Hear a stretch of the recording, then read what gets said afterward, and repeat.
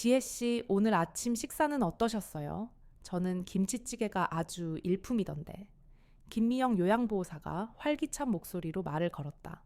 김미영은 서글서글한 성격으로 노인들과 직원들 모두에게 인기가 많았다. 네, 좋았어요. 할머니들도 다들 잘 드시던데요. 지혜는 짧게 답하며 미소 지었다. 그나저나 요즘 이상한 사람들이 자꾸 요양원에 기웃거린다는 소문이 있어요. 김미영이 목소리를 낮추며 말했다. 어르신들한테 사기치려는 사람들도 많다고 하니 우리 지혜 씨도 조심해야 해요. 지혜는 고개를 끄덕였다. 그녀도 최근 들어 요양원에 불쑥 찾아와 노인들에게 말을 거는 수상한 방문객들을 몇 번 목격했다. 그들은 보통 사람들에게는 들리지 않는 방식으로 노인들의 약점을 파고들려는 듯한 묘한 분위기를 풍겼다. 특히 노인들의 표정에서 읽히는 미묘한 불안감이나 기대감은 지혜의 날카로운 직감을 자극했다. 오전 11시 요양원 문이 열리고 덩치 큰 남자가 들어섰다. 겉으로 보기에도 위압적인 체격에 거친 눈빛, 그리고 어딘가 모르게 풍겨오는 불량한 기운은 요양원의 평화로운 분위기와는 극명하게 대비되었다. 그는 마치 이곳이 자신의 구역이라도 되는 양 거침없이 로비로 들어섰다. 남자의 시선은 곧바로 로비에 앉아있는 노인들에게 향했다. 특히 그는 박순자 할머니가 앉아있는 쪽을 눈여겨보는 듯했다. 지혜는 본능적으로 경계심을 느꼈다. 남자는 접수 데스크로 다가왔다. 여기 박순자 할머니 계시죠? 제가 먼 친척인데 면회 좀 왔습니다. 남자의 목소리는 얼핏 친절한 척했지만 그 속에는 숨길 수 없는 위압감이 섞여 있었다. 지혜는 남자의 눈빛에서 미묘한 계산적인 움직임을 읽었다. 가족을 사칭하여 요양원 노인들의 재산에 접근하려는 전형적인 사기꾼의 수법이었다. 성함이 어떻게 되세요? 방문 기록에 없으신데요. 지혜는 침착하게 물었다. 그녀의 목소리는 평소와 다름없이 차분했지만 눈동자는 남자의 모든 움직임을 예리하게 스캔하고 있었다. 그녀는 남자의 손가락 마디, 팔꿈치의 각도, 발끝의 방향까지 놓치지 않았다. 마치 상대방의 숨겨진 의도를 꿰뚫어 보려는 듯이. 강태식이라고 합니다. 아, 바쁘게 사느라 연락을 잘 못 드려서. 할머니가 저번에 저 꼭 보고 싶다고 하셔서요. 강태식은 능글맞게 웃으며 거짓말을 지어냈다. 그의 눈은 데스크 너머의 서류들을 훑고 있었다. 노인들의 신상 정보나 재산 관련 서류들을 찾으려는 듯한 움직임이었다. 지혜는 컴퓨터 화면을 보며 잠시 망설이는 척했다. 그녀는 이미 강태식의 방문 목적을 정확히 꿰뚫어 보고 있었다. 이런 부류의 인간들은 요양원의 평화로운 가면 아래 숨겨진 노인들의 재산을 노리는 하이에나와 같았다. 그녀의 과거가 그녀에게 가르쳐 준 것은 이런 상황에서 본능적인 직감을 믿어야 한다는 것이었다. 죄송하지만 방문 기록에 없는 분은 면회가 어렵습니다. 할머니의 동의가 있어야 하고 가족관계 증명서류도 확인되어야 합니다. 지혜는 단호하게 말했다. 그녀의 목소리는 부드러웠지만 그 안에는 강철 같은 거절의 의지가 담겨 있었다. 강태식의 얼굴에서 미소가 사라졌다. 아니, 내가 친척이라니까 무슨 서류까지 다 내놔야 해. 할머니가 나를 보고 싶어 죽겠다고 했는데 이러면 되겠어. 그의 목소리가 점차 거칠어졌다. 로비에 앉아있던 몇몇 노인들이 불안한 시선으로 이쪽을 바라보았다. 요양원 규정입니다. 어르신들의 안전과 사생활 보호를 위한 절차입니다. 지혜는 흔들림 없이 답했다. 그녀는 강태식의 눈을 똑바로 바라보았다. 두려움은커녕 오히려 상대를 평가하고 분석하는 듯한 차분함이 느껴졌다. 이 여자는 보통이 아니었다. 강태식은 순간적으로 당황했다. 보통의 접수 직원이라면 벌써 겁을 먹거나 당황한 기색을 보였을 텐데 이 여자는 전혀 흔들림이 없었다. 오히려 그의 모든 움직임을 꿰뚫어 보는 듯한 눈빛이었다. 야, 지금 나랑 장난하냐? 강태식의 목소리에 노골적인 위협이 실렸다. 그는 데스크에 손을 짚으며 몸을 앞으로 기울였다. 그의 거대한 그림자가 지혜를 덮치는 듯했다. 주변의 요양보호사들이 불안한 시선으로 이쪽을 주시했지만 누구도 쉽게 나서지 못했다. 강태식 같은 부류의 사람들과 얽히는 것은 모두가 피하고 싶어하는 일이었다. 지혜는 여전히 차분했다. 그녀는 다만 안경을 살짝 올리며 강태식의 눈을 응시했다. 규정에 따라 업무를 처리할 뿐입니다. 더 이상 소란 피우시면 경비실에 연락할 수밖에 없습니다. 그녀의 목소리는 조용했지만 그 안에 담긴 냉정한 경고는 강태식의 귀에 명확하게 박혔다. 강태식은 잠시 지혜의 눈을 노려보았다. 그리고는 콧방귀를 뀌며 몸을 돌렸다. 흥 어디 보자고. 내가 그냥 갈 줄 알아. 그는 으름장을 놓듯 말하며 요양원을 나섰다. 강태식이 사라지자 요양원 로비에는 한동안 묘한 정적이 흘렀다. 노인들은 안도하는 듯했지만 그들의 눈빛에는 여전히 불안감이 서려 있었다. 김미영 요양보호사가 지혜에게 다가왔다. 지혜씨, 괜찮아요. 저런 사람들 정말 무서워요. 김미영이 걱정스러운 표정으로 물었다. 네, 괜찮아요. 저런 사람들은 익숙해서요. 지혜는 다시 작은 미소를 지으며 답했다. 그녀의 미소는 너무도 자연스러웠기에 방금 전 강태식과 대치했던 그 강인함이 거짓말 같았다. 그러나 지혜의 마음속은 달랐다. 강태식 같은 부류의 인간들이 요양원에 침투하려는 시도는 이번이 처음이 아니었다. 그들은 사회의 가장 취약한 존재인 노인들을 그들이 평생 모아온 재산을 노리는 잔인한 포식자들이었다. 지혜는 그들의 눈빛에서, 그들의 말투에서, 그리고 그들의 움직임에서 굶주린 하이에나의 그림자를 보았다. 그날 밤 퇴근 후 집으로 돌아온 지혜는 따뜻한 차를 마시며 창밖을 바라보았다. 그녀의 어머니 한성희 여사 역시 사랑나무 요양원에 계셨다. 어머니는 몇 년 전부터 치매 증상이 심해져 요양원의 보살핌을 받고 있었다. 지혜가 그 요양원에 취직한 것도 어머니 곁에 있기 위함이었다. 어머니의 안정은 그녀 삶의 최우선 순위였다. 그러나 오늘 강태식과의 만남은 그녀의 마음을 흔들었다. 또 이런 일이 반복될까? 지혜는 과거의 악몽이 되살아나는 것을 느꼈다. 과거의 그 비극적인 사건 이후 그녀는 평범한 삶을 살기로 다짐했다. 707 특임단이라는 과거의 영광과 상처를 모두 묻고 조용히 어머니를 돌보며 살아가려 했다. 그러나 강태식 같은 인간들이 요양원의 노인들을, 그리고 어쩌면 그녀의 어머니까지 노릴 수 있다는 생각에 그녀의 심장이 다시금 날카롭게 뛰기 시작했다. 그녀는 자리에서 일어나 작은 상자를 열었다. 상자 안에는 낡은 사진 한 장이 들어 있었다. 사진 속에는 앳된 얼굴의 젊은 여군이 늠름하게 서 있었다. 707 특임단 시절의 윤서연, 지혜의 본명이었다. 그녀는 사진을 잠시 응시했다. 그리고 차가운 눈빛으로 중얼거렸다. 더 이상은 안 돼. 여기는 안 돼. 요양원의 평화가 깨지는 것을, 그리고 그 안에 무고한 노인들이 위험에 처하는 것을 그녀는 더 이상 좌시할 수 없었다. 특히 어머니가 그들의 표적이 될 수도 있다는 생각은 그녀의 깊숙한 곳에 잠자고 있던 전사의 본능을 깨웠다. 강태식의 등장은 단순한 민원 문제가 아니었다. 그것은 요양원의 평화를 깨트리고 노인들의 마지막 안식처를 더럽히려는 검은 그림자의 시작이었다. 그리고 그 그림자는 곧 거대한 폭풍이 되어 지혜의 일상을 송두리째 흔들어 놓을 것이었다. 다음 날 오전 사랑나무 요양원은 전날의 미세한 긴장감이 채 가시지 않은 채였다. 직원들은 강태식의 방문을 쉬쉬하며 불안한 눈빛으로 접수 데스크를 흘끔거렸다. 한지혜는 평소와 다름없이 차분하게 업무를 보고 있었지만 그녀의 내면에서는 차가운 경계심이 또아리를 틀고 있었다. 박순자 할머니를 비롯한 몇몇 어르신들의 표정에도 옅은 그늘이 드리워져 있었다.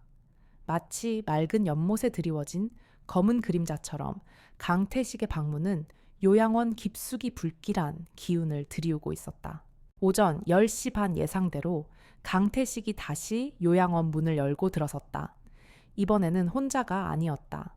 그 옆에는 낯선 젊은 남자가 비실거리는 미소를 띠고 서 있었다. 강태식은 마치 자신의 안방이라도 되는 양 거침없이 로비로 들어섰다. 그의 눈빛은 어제보다 더 노골적으로 노인들의 얼굴을 훑고 다녔다. 특히 박순자 할머니가 앉아있는 쪽으로 향하는 그의 시선에는 탐욕스러운 빛이 역력했다. 어르신들 안녕하세요. 저번에 왔던 강태식입니다. 강태식은 마치 동네 이장이라도 되는 양 큰 소리로 인사하며 너스레를 떨었다. 그의 목소리에는 위협적인 기운이 감돌았지만 노인들은 낯선 상황에 어떻게 반응해야 할지 몰라 어색하게 미소 짓거나 시선을 피했다. 그는 옆에 서 있던 젊은 남자를 소개했다.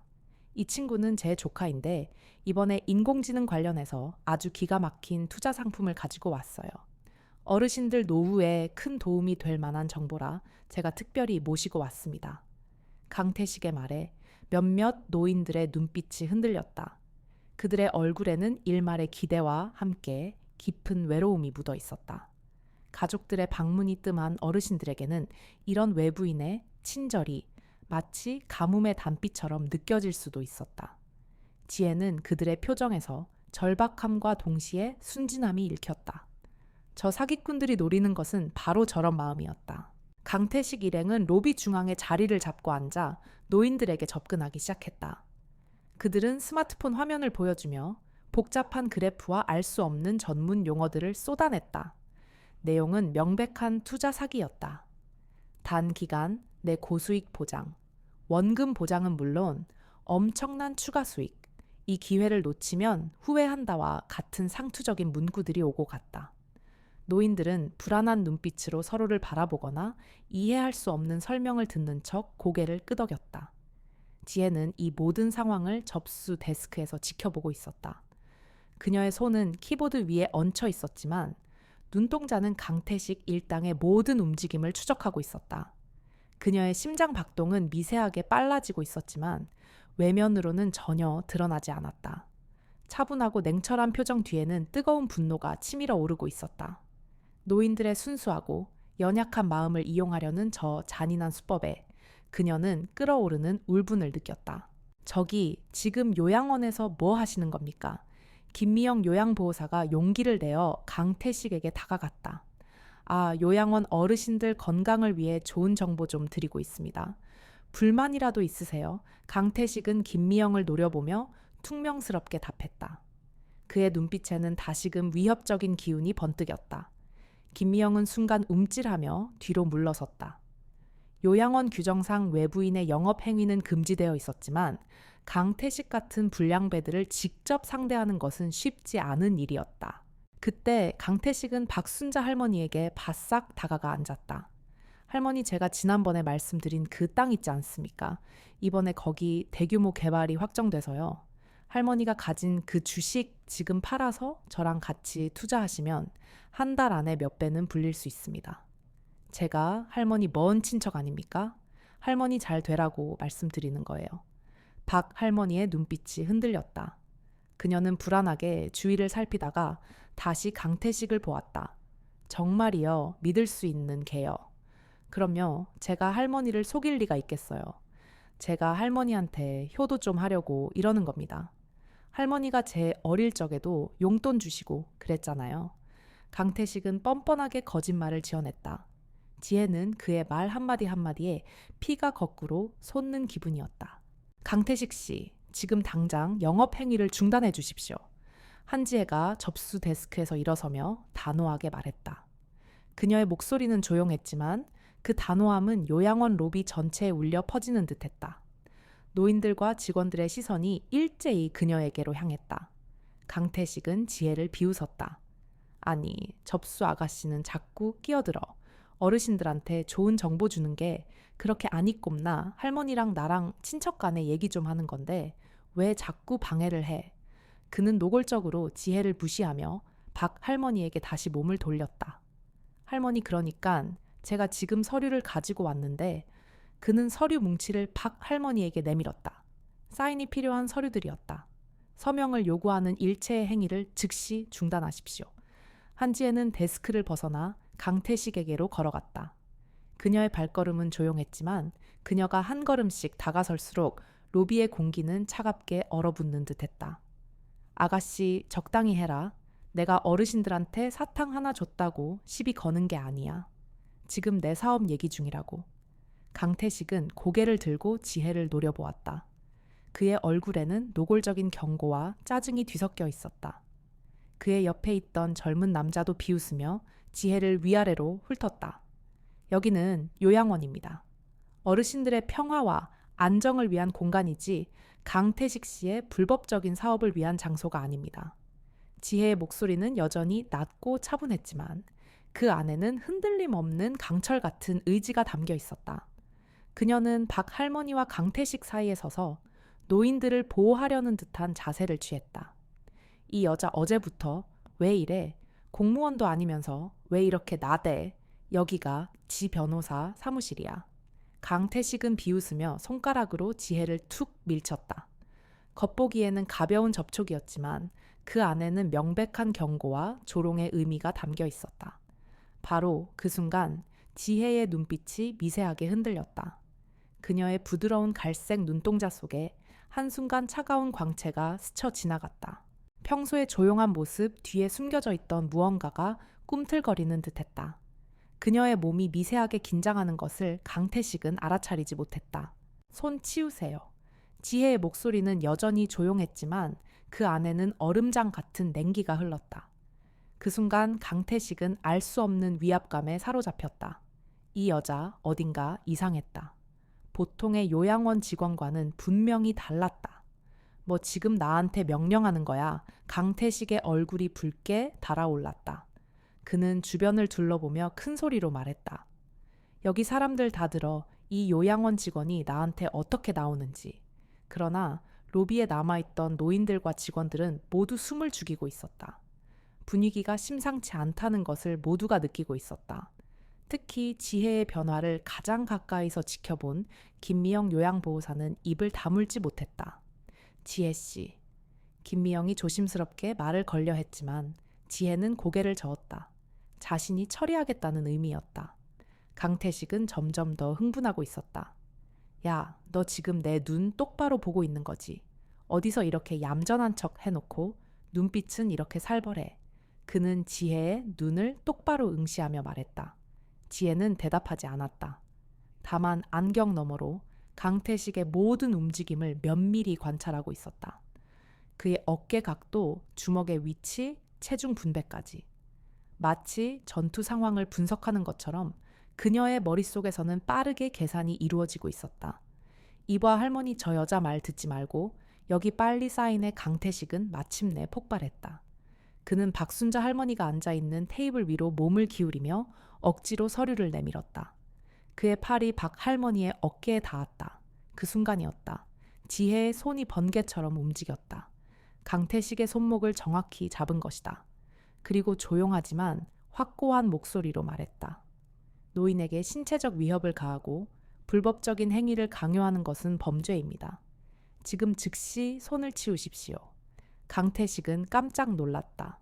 지혜의 손아귀 힘이 상당했기 때문이었다. 그리고 그녀가 자신의 손목을 잡는 방식이 뭔가 전문적이었다.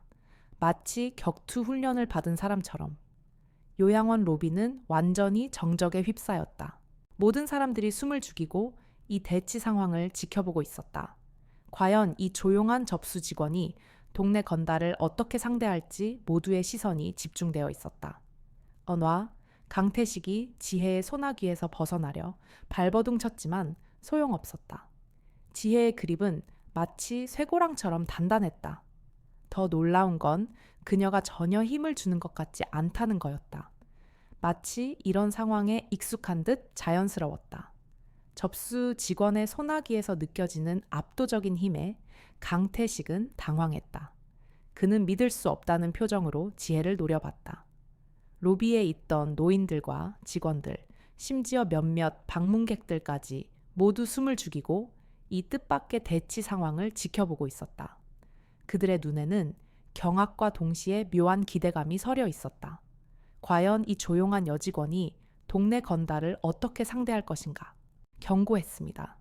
지혜의 목소리는 여전히 조용했지만 그 안에는 차가운 단호함이 깃들어 있었다. 노인에 대한 위협 및 요양원 내 불법 행위 시도로 간주하겠습니다. 강태식은 분노에 사로잡혔다. 지금까지 이런 식으로 제압당해 본 적이 없었다. 더군다나 상대는 고작 요양원 접수 직원에 불과한 여자가 아닌가. 그는 이를 갈았다. 야, 이년이 당장. 강태식이 욕설을 내뱉으며 자유로운 왼손으로 지혜를 밀치려는 순간 믿을 수 없는 일이 벌어졌다. 지혜가 강태식의 손목을 잡은 채로 몸을 살짝 돌리면서 그의 팔을 뒤로 꺾어버린 것이었다. 동시에 강태식의 무게에 중심을 무너뜨려 바닥에 넘어뜨렸다. 크악 강태식의 비명이 요양원 로비 전체에 울려 퍼졌다. 키 180cm가 넘는 건장한 남자가 한순간에 바닥에 나가떨어진 것이었다. 그것도 앉은 자리에서 일어나지도 않은 요양원 접수 직원에 의해서 말이다. 요양원에 있던 모든 사람들이 경악했다. 김미영 요양보호사는 입을 다물지 못했고 다른 직원들도 무슨 일이 일어났는지 이해하지 못하는 표정이었다. 심지어 휴대폰으로 이 상황을 촬영하고 있던 한 방문객도 깜짝 놀라 핸드폰을 떨어뜨릴 뻔했다. 요양원은 어르신들의 안식처입니다. 지혜가 바닥에 엎드린 강태식을 내려다보며 차분하게 말했다. 폭행 협박 그리고 어르신들을 상대로 한 사기 행위는 명백한 범죄입니다. 강태식은 바닥에서 몸부림쳤다. 야, 너 지금 뭐 하는 거야? 당장 나라고 하지만 지혜가 그의 팔을 제압하고 있는 상태에서는 일어날 수도 없었다. 관절기가 정확하게 들어가 있었고 힘을 주지 않는 듯하면서도 상대방의 움직임을 완벽하게 봉쇄하고 있었다. 진정하시면 놓아드리겠습니다. 지혜의 목소리에는 전혀 흥분이 없었다. 마치 이런 일이 일상다반사인 것처럼 차분하고 냉정했다. 하지만 다시 어르신들이나 요양원에 해를 가하려 하시면 즉시 경찰에 신고하겠습니다. 강태식은 자존심이 상했다. 자신이 동네에서 무시무시한 존재라고 생각했는데 고작 요양원 접수 직원 하나에게 이렇게 당하다니. 그는 수치심과 분노에 얼굴이 일그러졌다. 야, 너 나 놔주면 가만 안 둬. 협박으로 간주하겠습니다. 지혜가 즉시 답했다. 그러면서 강태식의 팔에 조금 더 압력을 가했다. 추가 범죄 시도로 기록됩니다. 바로 그때였다. 로비 한쪽에서 휴대폰을 들고 있던 젊은 남성이 소리쳤다. 와, 대박. 이거 실시간으로 촬영되고 있어요. 그는 자신의 소셜미디어에 라이브 방송을 하고 있었던 것이다. 요양원 여직원이 건달 제압하는 장면, 생중계 중이라는 제목으로 영상이 퍼지고 있었다. 그의 목소리에 로비에 있던 다른 사람들도 핸드폰을 꺼내기 시작했다. 순식간에 여러 각도에서 이 상황이 촬영되기 시작한 것이다. 강태식은 더욱 당황했다. 자신이 바닥에 제압당한 모습이 인터넷에 퍼진다는 생각에 얼굴이 붉어졌다. 야, 찍지 말라고 하지만 이미 늦었다. 실시간 방송을 보던 시청자들이 댓글을 달기 시작했다. 와, 요양원 직원. 대박이다. 저 여자. 뭐야? 액션 배우야. 건달이 접수. 직원한테 당했네. 케이키키.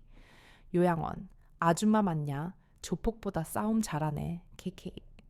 지혜는 이런 상황에도 전혀 동요하지 않았다. 오히려 주변의 촬영 소음에도 불구하고 차분하게 강태식에게 말했다. 이제 진정하셨나요? 정중하게 용무를 보실 의향이 있으시면 놓아드리겠습니다. 강태식은 더 이상 저항할 힘이 없었다. 게다가 이 모든 상황이 녹화되고 있다는 사실이 그를 더욱 위축시켰다. 알겠다. 알겠어. 놔줘. 지혜가 천천히 강태식을 놓아주자 그는 비틀거리며 일어났다. 어깨와 팔목이 아팠지만 더 큰 건 자존심에 입은 상처였다. 주변 사람들의 시선이 모두 자신에게 집중되어 있었기 때문이었다. 더 이상 요양원에서 소란 피우지 마십시오. 어르신들에게 해를 끼치려 한다면 다음에는 경찰서에서 만나게 될 겁니다. 지혜가 평소와 똑같은 차분한 목소리로 말했다. 강태식은 뭐라고 말해야 할지 몰랐다. 화는 났지만 또다시 저런 꼴을 당하고 싶지는 않았다. 결국 그는 아무 말 없이 요양원을 나가버렸다. 그의 옆에 있던 젊은 남자 역시 기겁한 표정으로 그를 뒤따랐다. 강태식이 나간 후 요양원 로비는 한동안 조용했다. 모든 사람들이 방금 전 일어난 일을 믿을 수 없다는 표정이었다. 그런데 가장 놀란 건 지혜의 동료들이었다. 지혜 씨, 어떻게 그런 걸 할 수 있어요? 김미영 요양보호사가 조심스럽게 물었다. 그녀의 눈에는 존경과 동시에 두려움이 스쳐 지나갔다. 지혜는 안경을 정리하며 평소와 똑같은 미소를 지었다. 예전에 호신술 좀 배웠어요. 그리고는 다시 자신의 업무로 돌아갔다. 마치 아무 일도 없었던 것처럼 말이다. 하지만 인터넷은 벌써 난리가 났다. 요양원 여직원에게 제압당한 건달이라는 제목의 영상들이 여러 플랫폼에 동시에 업로드되기 시작했다. 저 접수 직원 정체가 뭐야? 무술로 저렇게 할 수 있나? 완전 간지 폭발 같은 댓글들이 쏟아졌다. 영상은 삽시간에 조회수 100만을 넘어서며 실시간 검색어 순위에 올랐다. 사람들은 요양원이라는 평화로운 공간에서 벌어진 뜻밖의 사건과 그 중심에 선 한지혜라는 평범해 보이는 여인의 반전 매력에 열광했다. 그날 밤 지혜는 집에서 뉴스를 보다가 자신의 영상이 나오는 것을 발견했다. 이미 조회수가 10만을 넘어서고 있었다. 그녀는 한숨을 쉬며 핸드폰을 꺼버렸다. 또 시작이군. 지혜가 혼잣말을 했다. 그녀는 자신의 과거가 다시 수면 위로 떠오를까봐 걱정했다. 평범한 삶을 지키려 했던 그녀의 노력이 한순간에 물거품이 되는 것 같았다. 하지만 이미 늦었다.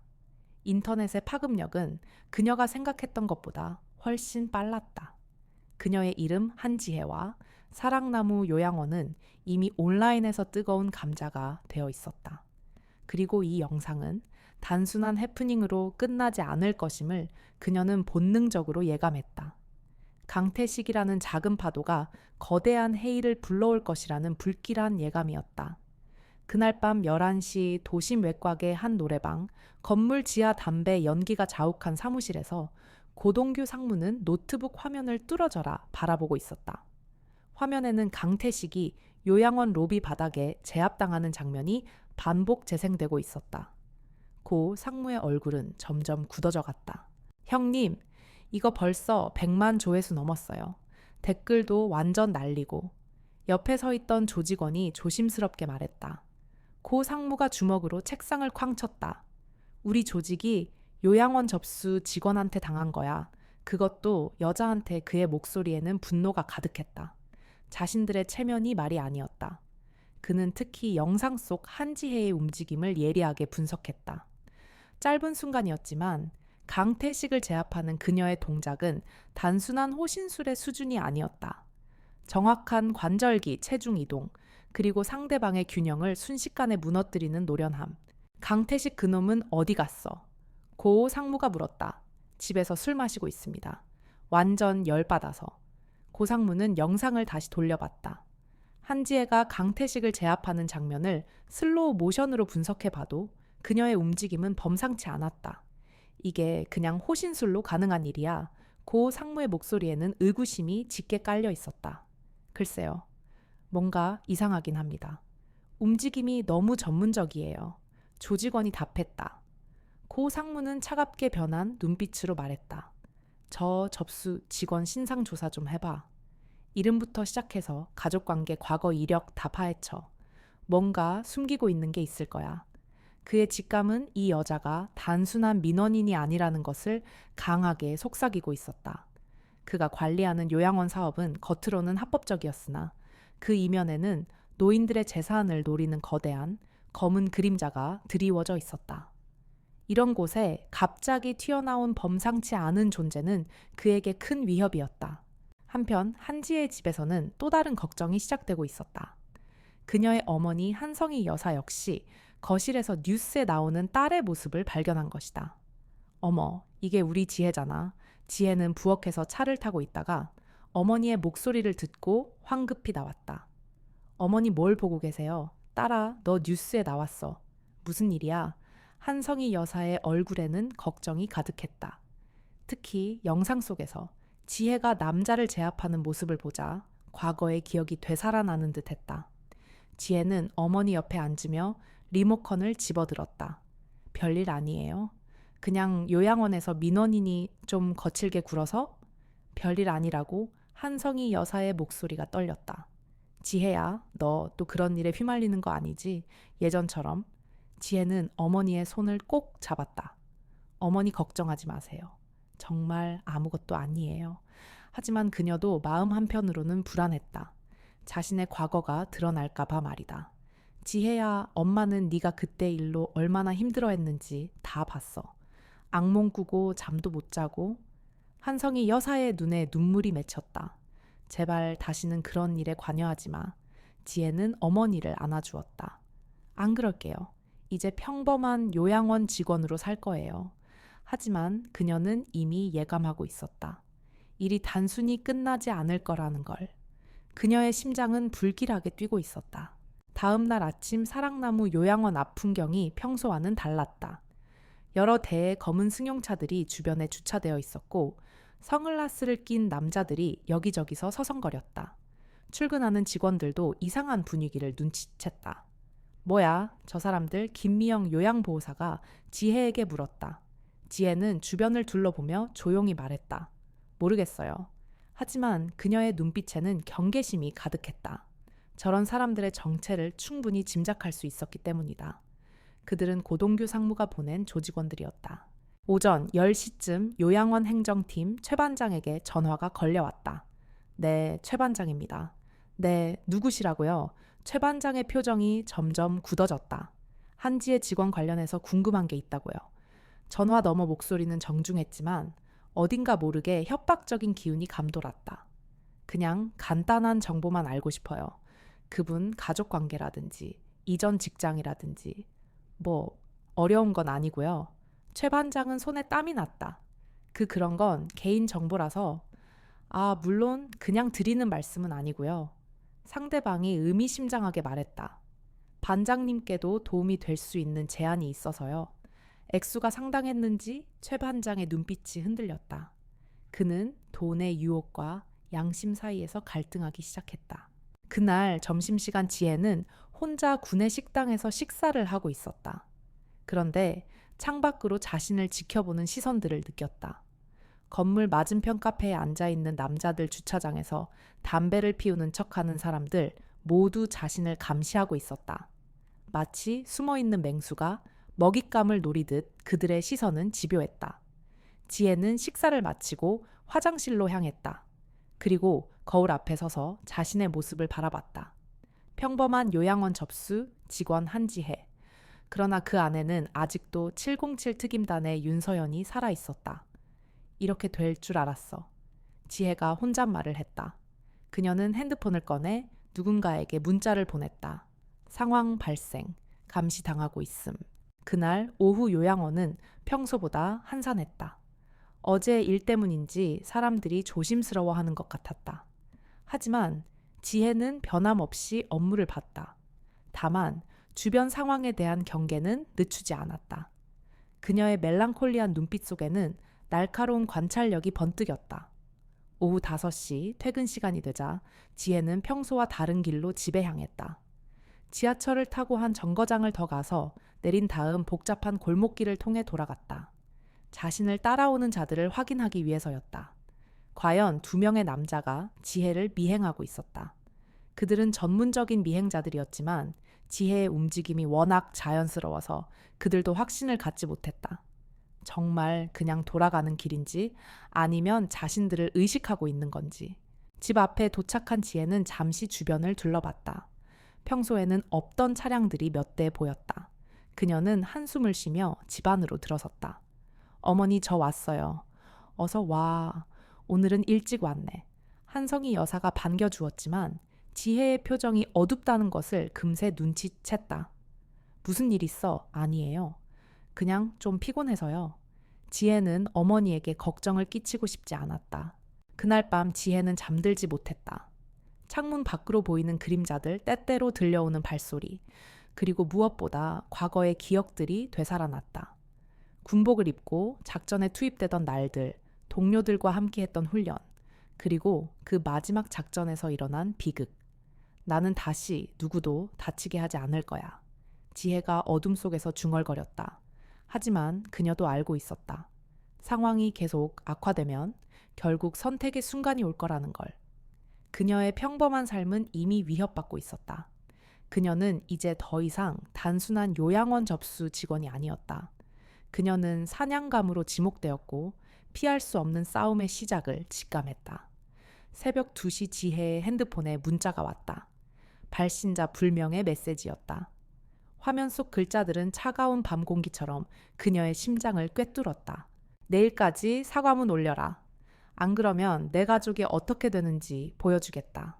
지혜의 눈빛이 차갑게 변했다. 자신에 대한 위협은 참을 수 있어도 가족에 대한 위협은 결코 용납할 수 없었다. 특히 어머니는 그녀의 전부였다. 그녀는 잠시 숨을 고르며 문자를 다시 읽었다. 내 가족이라는 단어는 그녀의 신경을 날카롭게 긁었다. 이것은 단순한 협박이 아니었다.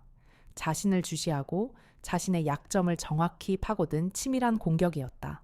그녀는 핸드폰을 움켜쥐었다. 분노가 그녀의 핏줄을 타고 빠르게 번져나갔다. 707 특임단 시절에도 느껴보지 못했던 차갑고 잔혹한 분노였다. 그녀는 즉시 어머니에게 전화를 걸었다. 요양원에는 새벽에도 야간 근무자가 있었고 어머니는 늘 침대 맡에 핸드폰을 두셨기 때문이었다. 수화음은 길게 울렸지만 아무도 받지 않았다. 지혜의 심장이 쿵하고 떨어졌다. 다시 걸었다. 3번, 4번 계속해서 통화음만 울릴 뿐이었다. 불길한 예감은 현실이 되는 법. 지혜는 벌떡 일어나 옷장 깊숙한 곳에서 오래된 가방을 꺼냈다. 그 안에는 아직도 그때의 물건들이 남아 있었다. 낡았지만 여전히 길들여진 듯한 검은색 작업복, 묵직한 군용 부츠, 그리고 작은 도구들이 들어있는 파우치. 그녀는 그것들을 바라보았다. 이 물건들을 다시 꺼낼 일은 없을 것이라고 평범한 삶을 살겠다고 수없이 다짐했었다. 하지만 이제 그 다짐은 산산이 부서졌다. 어머니가 위험하다면 그 어떤 다짐도 의미가 없었다. 다음 날 오전 사랑나무 요양원 휴게실에서 최 반장은 초조하게 핸드폰을 들여다보고 있었다. 어젯밤 받은 전화가 계속 머릿속을 맴돌았다. 반장님께도 도움이 될 수 있는 제안이라는 말과 함께 제시된 금액은 상당했다. 그의 마음속에서는 돈에 대한 욕망과 양심의 가책이 끈질기게 싸우고 있었다. 반장님, 커피 드릴까요? 김미영 요양보호사가 말을 걸었지만 최 반장은 제대로 듣지 못했다. 아, 네, 고마워요. 최 반장의 목소리에는 평소의 활기가 없었다. 그는 창밖을 보며 망설였다. 지혜의 신상 정보를 넘기는 것, 그것이 과연 옳은 일일까? 그러나 협박범들이 제시한 금액은 그가 평생 벌어도 모으기 힘든 액수였다. 그리고 그들은 그의 가족에 대해서도 알고 있었다. 오전 10시 지혜가 출근했을 때 요양원 분위기는 평소와 달랐다. 어제보다 더 많은 검은 차량들이 주변에 주차되어 있었고 선글라스를 낀 남자들의 수도 늘어났다. 심지어 일부는 요양원 로비 안까지 들어와 앉아 있었다. 마치 요양원이 그들의 아지트라도 되는 양 노골적으로 그녀를 주시하고 있었다. 무슨 일이지? 어제보다 더 이상한 사람들이 많아요. 김미영 요양보호사가 불안한 표정으로 지혜에게 말했다. 지혜는 조용히 접수 데스크에 앉으며 주변을 관찰했다. 노인들을 가장한 남자들이 여러 명 보였다. 모두 자신을 주시하고 있었다. 그녀는 애써 미소 지으며 답했다. 별일 아닐 거예요. 하지만 그녀의 마음은 편하지 않았다. 어젯밤 받은 협박 문자가 계속 생각났기 때문이었다. 특히 가족에 대한 위협은 그녀를 더욱 긴장시켰다. 점심시간이 되자 최 반장이 지혜에게 다가왔다. 지혜씨, 잠깐 얘기 좀 할까요? 네, 반장님. 지혜가 따라 나서자 최 반장은 사람이 없는 복도 끝으로 이끌었다. 그의 얼굴은 창백했고 손은 미세하게 떨리고 있었다. 지혜씨, 혹시 최근에 이상한 일 없었어요? 최 반장의 목소리가 떨렸다. 무슨 말씀이세요? 지혜의 눈빛이 날카롭게 변했다. 최 반장은 한참을 망설이다가 입을 열었다. 사실은 어제 전화가 왔어요. 지혜 씨에 대해 묻는 전화가. 지혜의 눈빛이 순간 변했다. 누구에게서요? 모르겠어요. 그냥 지혜 씨 신상 정보를 알려달라고 하더라고요. 가족 관계라든지 이전 직장이라든지. 최 반장은 식은땀을 흘렸다. 그래서 뭐라고 하셨어요? 지혜의 목소리에는 긴장감이 묻어났다. 당연히 안 된다고 했죠. 개인정보인데. 최 반장이 급하게 해명했지만 지혜는 그의 표정에서 뭔가 숨기고 있다는 것을 눈치챘다. 그녀의 직감은 그가 거짓말을 하고 있음을 정확히 알려주고 있었다. 반장님, 지혜가 최 반장을 똑바로 바라봤다. 그녀의 멜랑콜리한 눈빛은 모든 것을 꿰뚫어 보는 듯했다. 혹시 다른 얘기는 없었나요? 최 반장의 얼굴이 창백해졌다. 지혜의 눈빛이 마치 모든 걸 꿰뚫어 보는 것 같았기 때문이었다. 그게 바로 그때 요양원 로비에서 소란이 일어났다. 김미영 요양보호사의 다급한 목소리가 들렸다. 반장님, 빨리 오세요. 두 사람이 급히 로비로 돌아가니 강태식이 다시 나타나 있었다. 하지만 어제와는 달리 혼자가 아니었다. 건장한 남자 3명이 함께 있었다. 그들은 모두 강태식보다 더 노련해 보였다.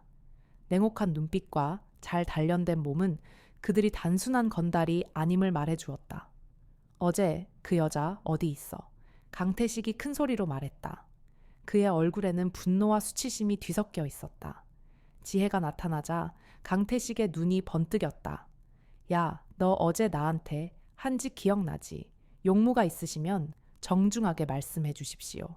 지혜가 차분하게 답했다. 하지만 그녀는 강태식과 함께 온 남자들을 주의 깊게 관찰했다. 모두 전문적인 느낌이었다.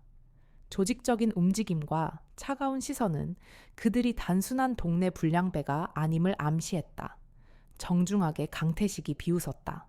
어제 나한테 한 짓 사과하고 그 영상들 다 내리라고 요양원 로비에 있던 다른 사람들이 웅성거리기 시작했다. 어제 일을 아는 사람들은 긴장한 표정이었고 모르는 사람들은 무슨 일인지 궁금해했다. 노인들에 대한 불법 행위에 대한 정당한 대응이었습니다. 지혜가 말했다. 사과할 이유가 없습니다. 그때 강태식과 함께 온 남자 중 하나가 앞으로 나섰다. 40대 초반으로 보이는 그는 날카로운 눈빛과 굳게 담은 입술을 가지고 있었다. 그는 고동규 상무의 오른팔 오성철이었다. 아가씨, 우리가 누군지 알아요. 오성철은 지혜를 위아래로 훑어보며 비웃었다. 지혜는 그 남자를 바라봤다. 체격이나 말투로 봐서 조직의 상당한 위치에 있는 사람 같았다. 관심 없습니다. 관심 없다고 오성철이 피식 웃었다. 그럼 이제부터 관심 가져야겠네. 특히 집에 혼자 계신 어머니 말이야. 그 순간 지혜의 표정이 완전히 변했다. 지금까지의 차분함이 사라지고 차갑고 위험한 기운이 그녀 주변에 감돌기 시작했다. 마치 얼어붙은 호수 아래 잠들어 있던 거대한 맹수가 깨어나는 듯했다. 뭐라고 했습니까? 지혜의 목소리는 여전히 조용했지만 그 안에는 얼음처럼 차가운 분노가 들어있었다. 그녀의 눈동자는 더 이상 멜랑콜리하지 않았다. 그것은 먹잇감을 노리는 사냥꾼의 눈빛이었다.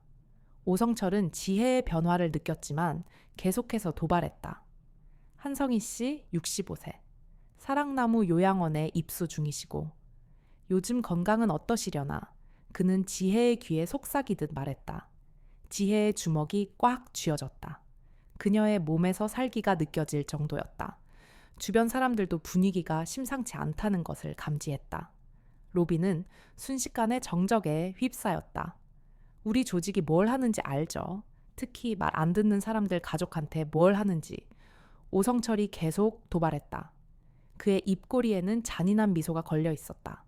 바로 그때 최 반장이 떨리는 목소리로 말했다. 지혜씨, 내가 그쪽 정보 좀 넘겼어. 미안해요. 요양원 로비가 순간 조용해졌다. 모든 사람들이 최 반장을 바라봤다. 지혜도 믿을 수 없다는 표정으로 최 반장을 쳐다봤다. 반장님이요, 지혜의 목소리에는 배신감이 묻어났다. 최 반장은 고개를 들지 못했다. 돈을 줬어요. 그리고 협박도 하고. 미안해요. 정말 미안해요. 강태식이 크게 웃었다. 이제 알겠지. 내 주변 사람들도 다 우리 편이야? 가족 정보집 주소, 일과표까지 다 있어. 지혜는 충격을 받았다. 믿었던 동료가 자신을 배신했다는 사실, 그리고 어머니가 위험에 처했다는 현실이 그녀를 덮쳤다. 어떨까? 이제 얌전히 사과문 올릴 거야. 오성철이 승리한 듯 말했다. 그런데 바로 그때 지혜의 핸드폰이 울렸다. 어머니에게서 온 전화였다. 지혜가 전화를 받자 수화기 넘어 낯선 남자 목소리가 들렸다. 딸을 내놔. 아니면 그때처럼 너도 망가진다. 지혜의 얼굴이 창백해졌다. 어머니가 납치당한 것이었다. 그리고 그때처럼 이라는 말에서 상대방이 자신의 과거를 알고 있다는 것을 깨달았다. 그녀의 심장이 발작하듯 뛰었다. 707 특임단 시절의 비극적인 기억이 섬광처럼 스쳐 지나갔다. 어머니 지혜의 목소리가 떨렸다. 요양원 로비에 있던 사람들은 상황을 완전히 이해하지 못했지만 뭔가 심각한 일이 벌어졌다는 것을 느꼈다. 지혜의 표정이 절망적으로 변해 있었기 때문이었다. 강태식과 오성철은 만족한 표정이었다. 드디어 이 건방진 여자를 굴복시킬 수 있게 된 것이었다. 하지만 그들은 몰랐다. 한지혜에게 가족은 마지노선이라는 걸. 그리고 그 선을 넘는 순간 평범한 요양원 접수 직원 한지혜가 아닌 707 특임단의 윤서연이 깨어날 거라는 걸 말이다. 어머니 지혜가 핸드폰을 붙잡고 소리쳤지만 전화는 이미 끊어진 상태였다. 그녀의 손이 떨렸다. 이런 일이 또 일어날 줄은 꿈에도 생각하지 못했었다. 차가운 절망감이 그녀의 심장을 짓눌렀다. 평범한 삶 어머니 곁에서의 안정을 꿈꾸던 그녀의 모든 희망이 산산조각 나는 순간이었다. 강태식은 비웃으며 말했다. 어떨까? 이제 정신 차렸어. 어머니가 소중하면 얌전히 해. 오성철의 눈빛은 만족감으로 번들거렸다. 드디어 이 건방진 여자를 굴복시킬 수 있게 된 것이었다. 그들은 지혜가 무너진 모습을 보고 승리를 확신했다. 지혜는 핸드폰을 다시 어머니 번호로 걸어봤지만 통화 중이었다. 몇 번을 시도해도 마찬가지였다. 그녀의 눈에서 절망이 스쳐 지나가는 듯했다. 원하는 게 뭡니까? 지혜의 목소리는 쉬어 있었다. 그러나 그 속에는 희미하게 타오르는 불씨가 있었다. 그녀의 모든 감정은 어머니의 안전에 집중되어 있었다. 간단해. 오성철이 피식 웃으며 말했다.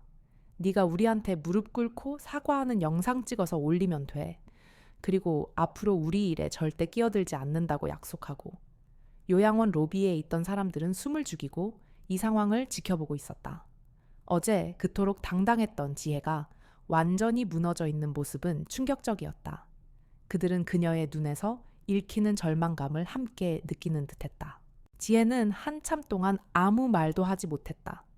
머릿속에서는 과거의 기억들이 빠르게 스쳐 지나갔다.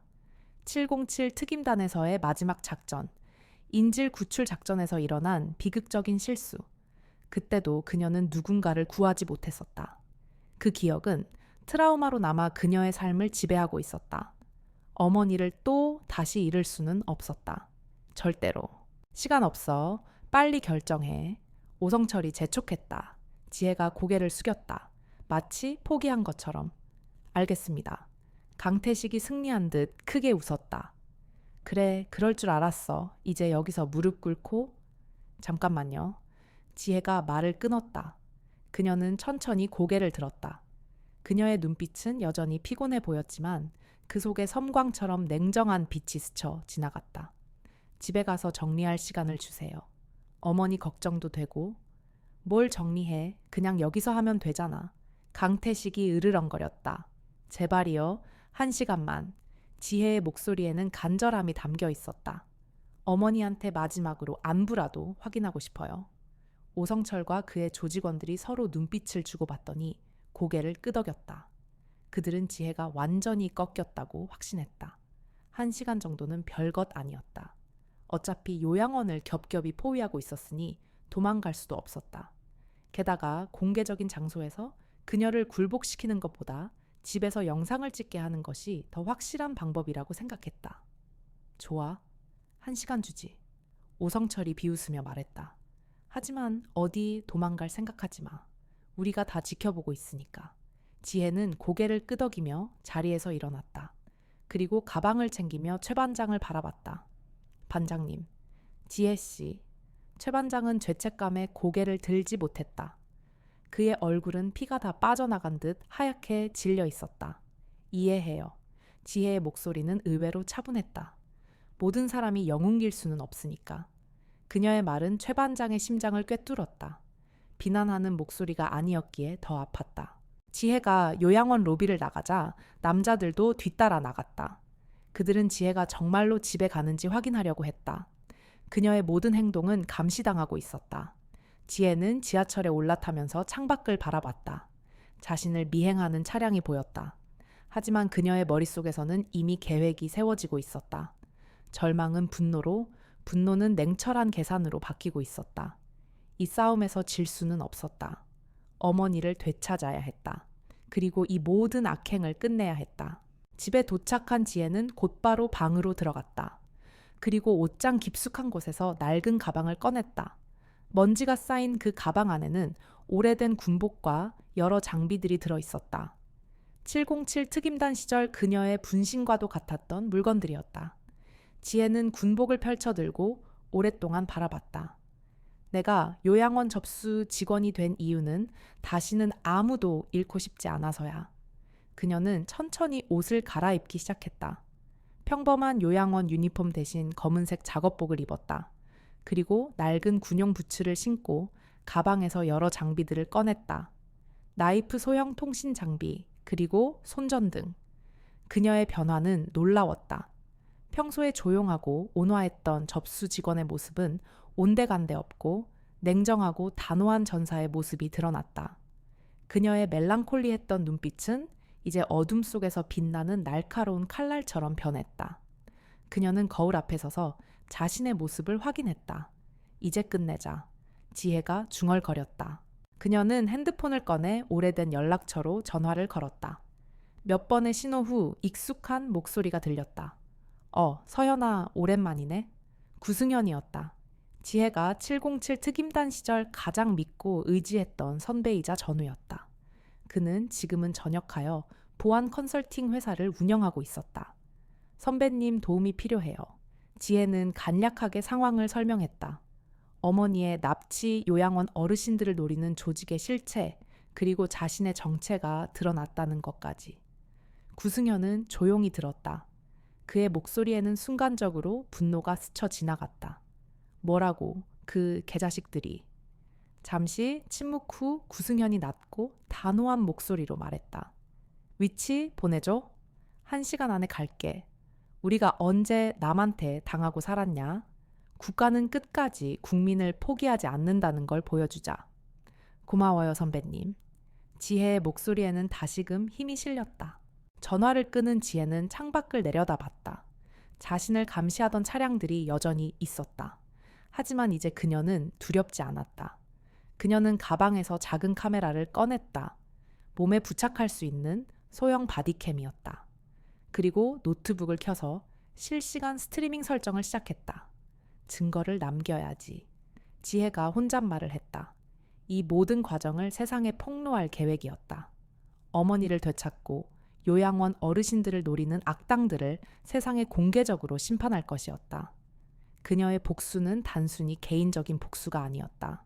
그것은 가장 약하고 소외된 자들을 보호하고 부패한 사회에 경종을 울리는 정의의 심판이 될 것이었다. 1시간 후 지혜의 집 앞에 낡은 승합차 한 대가 멈춰 섰다. 차에서 내린 것은 지혜와 비슷한 나이의 남자였다. 그는 주변을 살피더니 망설임 없이 지혜의 집으로 들어섰다. 짧게 깎은 단정한 검은 머리, 피곤함이 깃든 눈빛은 오랜 전투에서 단련된 듯 깊은 내면을 보여주었다. 그의 온몸에서는 차분하면서도 강인한 남성적인 기운이 흘러나왔고 입고 있는 베이지색 상의와 짙은 회색 바지는 주변의 칙칙한 분위기 속에서도 그만의 침착함을 더했다. 구승현이었다. 준비됐어. 구승현이 지혜를 보며 물었다. 그의 목소리는 낮고 차분했지만 그 안에는 흔들림 없는 강철 같은 의지가 담겨 있었다. 네, 선배님. 지혜가 고개를 끄덕였다. 그녀의 표정은 이미 요양원 접수 직원이 아닌 707 특임단 시절의 윤서연으로 돌아와 있었다. 어머니 위치 파악됐어요. 지혜의 목소리에 초조함이 묻어났다. 구승현이 태블릿을 보여주며 설명했다. 응, 도심 외곽 폐공장 지역이야. 놈들이 거기를 아지트로 쓰고 있어. 경비는 그리 삼엄하지 않을 거야. 우리를 과소평가하고 있을 테니까. 지혜는 바디캠을 확인했다. 실시간 방송 준비 완료. 스트리밍 플랫폼 연결됐어요. 이제 전국이 지켜볼 거예요. 그녀는 바디캠을 향해 조용히 말했다. 현재 촬영 중입니다. 요양원 접수 직원 폭행 노인, 사기 불법 감금 협박죄 실시간 송출 중입니다. 그녀의 목소리는 작았지만 그 내용은 강력했다. 모든 진실을 대중에게 공개하겠다는 그녀의 결의가 담겨 있었다. 좋아, 그럼 가자. 구승현이 일어섰다. 그의 눈빛은 비장했다. 오랜만에 제대로 된 작전이네. 두 사람이 집을 나서려는데 지혜가 잠시 멈춰섰다. 그리고 거실에 있는 어머니 사진을 바라봤다. 어머니 조금만 기다리세요. 꼭 모셔올게요. 지혜와 구승현이 집을 나서자 감시하던 조직원들이 뒤따랐다. 그들은 지혜가 약속대로 사과 영상을 찍으러 가는 길이라고 생각했다. 하지만 그들은 몰랐다. 이제 사냥꾼과 사냥감의 위치가 바뀌었다는 것을. 승합차가 도심을 벗어나 외곽의 폐공장 지역으로 향하기 시작했다. 지혜는 창밖을 바라보며 마음을 다잡았다. 이번에는 절대 실패할 수 없었다. 어머니를 구하고 이 모든 악행을 끝낼 것이었다. 지혜야, 구승현이 말했다. 긴장하지 마. 우리가 누군지 잊지 말고. 네 선배님, 707 특임단은 임무를 완수합니다. 지혜의 목소리에는 다시 자신감이 돌아왔다. 폐공장이 있는 지역이 점점 가까워졌다. 지혜의 마지막이자 가장 중요한 작전이 시작되려 하고 있었다. 승합차가 폐공장 근처에 멈춰섰다. 구승현은 망원경으로 주변을 꼼꼼히 살폈다. 경비 2명, 정문 쪽에 1명 더. 예상대로 허술하군. 어머니는 어디에 있을까요? 지혜가 물었다. 아마 건물 안쪽 가장 안전한 곳에 가뒀을 거야. 놈들이 우리를 얕보고 있다고 해서 방심하면 안 돼. 지혜는 고개를 끄덕였다. 그녀의 마음은 이미 작전 모드로 전환되어 있었다. 과거의 훈련이 마치 어제 일처럼 생생하게 되살아났다. 그 시각 요양원 로비는 아수라장이 되어 있었다. 강태식과 오성철은 지혜가 1시간 내로 돌아오지 않자 초조해지기 시작했다. 특히 오성철은 지혜가 바디캠을 착용하고 있다는 사실을 뒤늦게 깨닫고 분노했다. 젠장 그 계집애가 방송을 하고 있었다니. 상무님, 그럼 이제 어떻게 합니까? 영상이 이미 전국으로 퍼지고 있습니다. 강태식이 초조하게 물었다. 오성철은 주먹으로 테이블을 내리쳤다. 지금 당장 그 계집애 잡아서 영상 다 지워버려. 그리고 내 어미를 데려오지 않으면 어떻게 되는지 보여줘. 바로 그때 요양원 문이 활짝 열리고 경찰들이 들이닥쳤다. 실시간 방송을 보던 시청자들이 신고한 것이었다. 꼼짝마, 경찰이다. 확성기 소리가 요양원 로비에 울려 퍼졌다. 강태식과 오성철, 그리고 그들의 조직원들은 당황한 표정으로 서로를 바라봤다. 상황이 예상치 못하게 급변하고 있었다. 최 반장, 여기 이 사람들. 김미영 요양보호사가 떨리는 목소리로 최 반장을 불렀다. 최 반장은 경찰들의 등장에 얼굴이 하얗게 질렸다. 그는 오성철에게 돈을 받고 한지혜의 정보를 넘긴 사실이 드러날까봐 극도의 공포에 휩싸여 있었다. 그는 자신의 핸드폰을 움켜쥐었다. 고동규 상무에게 연락해서 상황을 보고해야 했다. 그때 경찰들 사이에서 한 인물이 걸어 나왔다. 그는 바로 구승현이었다. 수고 많으십니다. 구승현 보안 컨설팅 대표입니다. 제보한 내용입니다. 구승현은 경찰들에게 간략하게 상황을 설명했다. 경찰들이 오성철과 강태식 일당을 체포하려 하자 오성철이 버럭 소리쳤다. 이봐 당신들 이딴 일로 우리를 체포할 순 없어. 우리는 피해자라고 피해자여. 구승현이 비웃었다. 그의 눈빛은 얼음장처럼 차가웠다. 당신들이 사랑나무 요양원에서 무슨 짓을 벌였는지, 그리고 한지혜 씨 어머니를 왜 납치했는지 이제 곧 온 세상이 알게 될 겁니다. 오성철의 얼굴이 굳어졌다. 그들이 어머니를 납치했다는 사실을 구승현이 알고 있다니. 그리고 한지혜 씨 어머니라고? 당신 한지혜랑 무슨 관계야?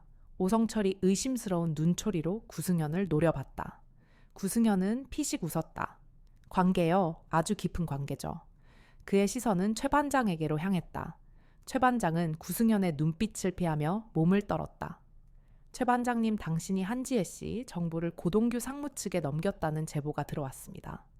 구승현의 목소리는 차분했지만 그 내용은 최 반장의 심장을 얼어붙게 만들었다. 최 반장은 그 자리에서 무릎이 꺾이며 주저앉았다. 아니, 저는? 그의 변명은 제대로 나오지 않았다. 경찰들은 최 반장을 체포했다. 김미영 요양보호사와 다른 직원들은 충격의 입을 다물지 못했다. 믿었던 동료의 배신이었다. 강태식과 오성철은 혼란에 빠졌다. 그들은 요양원 접수 직원 1명을 협박하려 했을 뿐인데 상황은 통제 불능 상태로 치닫고 있었다. 그들은 자신들이 놓은 덫에 자신들이 걸린 꼴이 되었다. 구승현이 한지혜의 진짜 신분을 알고 있을 뿐만 아니라 그들의 모든 움직임을 예측하고 있다는 사실은 소름 끼치는 공포였다. 당신, 구승현 설마, 당신이 그 구승현이야. 오성철의 눈이 커졌다. 그의 얼굴에는 경악이 역력했다.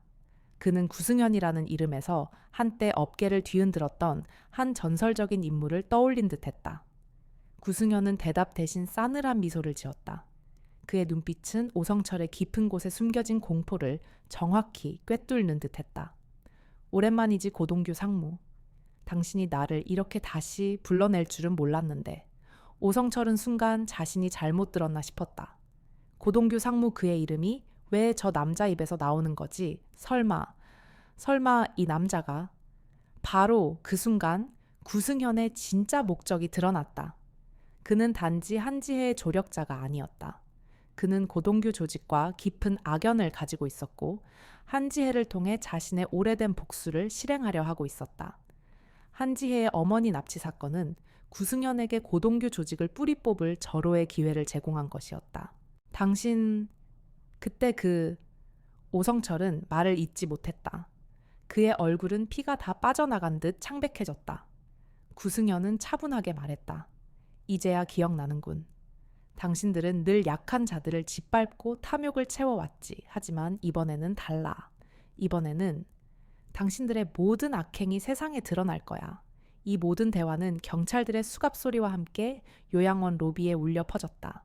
김미영과 다른 직원들은 이 모든 상황을 이해할 수 없었지만 뭔가 거대한 검은 그림자가 요양원을 덮고 있었고 그 그림자를 걷어내려는 거대한 싸움이 시작되었음을 직감했다. 구승현의 등장은 단순한 도움이 아니었다. 그것은 복수라는 거대한 그림의 또 다른 조각이 맞춰지는 순간이었다. 한지혜는 자신의 복수가 단순한 개인적인 차원을 넘어 거대한 부패 세력에 대한 응징으로 확대되고 있음을 직감했다. 구승현의 입에서 고동규 상무라는 이름이 나오자 오성철의 얼굴은 완전히 굳어버렸다. 그의 눈빛에는 경악과 함께 깊은 공포가 스쳐 지나갔다. 구승현이 누구인지 그리고 그가 왜 고동규의 이름을 언급하는지 오성철은 직감적으로 깨달았다. 요양원 로비는 경찰들의 움직임과 최 반장의 체포로 혼란스러웠지만 오성철과 구승현 사이에는 마치 시간이 멈춘 듯한 팽팽한 긴장감이 흘렀다. 구승현, 당신이 살아있었어. 오성철의 목소리가 떨렸다. 구승현은 싸늘하게 웃었다. 죽은 줄 알았나? 덕분에 지옥 같은 시간을 보냈지. 하지만 난 돌아왔어. 당신들이 저지른 모든 죄를 갚아주려고. 그의 시선은 요양원 로비에 앉아있는 노인들에게 향했다. 그들의 불안한 눈빛, 그리고 그들이 겪었을 고통이 구승현의 눈에 선명하게 들어왔다. 그의 복수는 단순히 개인적인 원한을 넘어 약자들을 착취하는 거대한 악에 대한 응징이었다. 그 시각 폐공장 안, 지혜는 구승현과 통화 후 곧바로 폐공장 내부로 진입했다. 그녀의 움직임은 그림자처럼 조용하고 빨랐다. 바디캠은 계속해서 실시간으로 모든 상황을 송출하고 있었다. 어둠 속에서도 그녀의 눈은 빛났다. 폐공장 내부는 예상보다 훨씬 넓었고 낡은 기계들과 먼지가 가득했다. 어머니, 지혜는 낮은 목소리로 어머니를 불렀다. 그녀는 폐공장 구석구석을 수색하기 시작했다. 707 특임단 시절의 훈련이 빛을 발하는 순간이었다. 좁은 통로를 지나고 낡은 계단을 오르내리며 그녀는 어머니의 흔적을 찾았다. 한편 요양원 로비에서는 구승현이 오성철을 압박하고 있었다. 고동규 상무의 요양원 사업 겉으로는 합법적이지만 그 속은 썩어 문드러졌다는 거 내가 모를 줄 알았나. 구승현의 목소리에는 비웃음이 섞여 있었다. 노인들의 재산을 가로채고 그들의 유산을 조작하고 심지어 학대까지 일삼았지. 사랑나무 요양원은 그 시작에 불과해. 오성철의 얼굴은 절망으로 일그러졌다.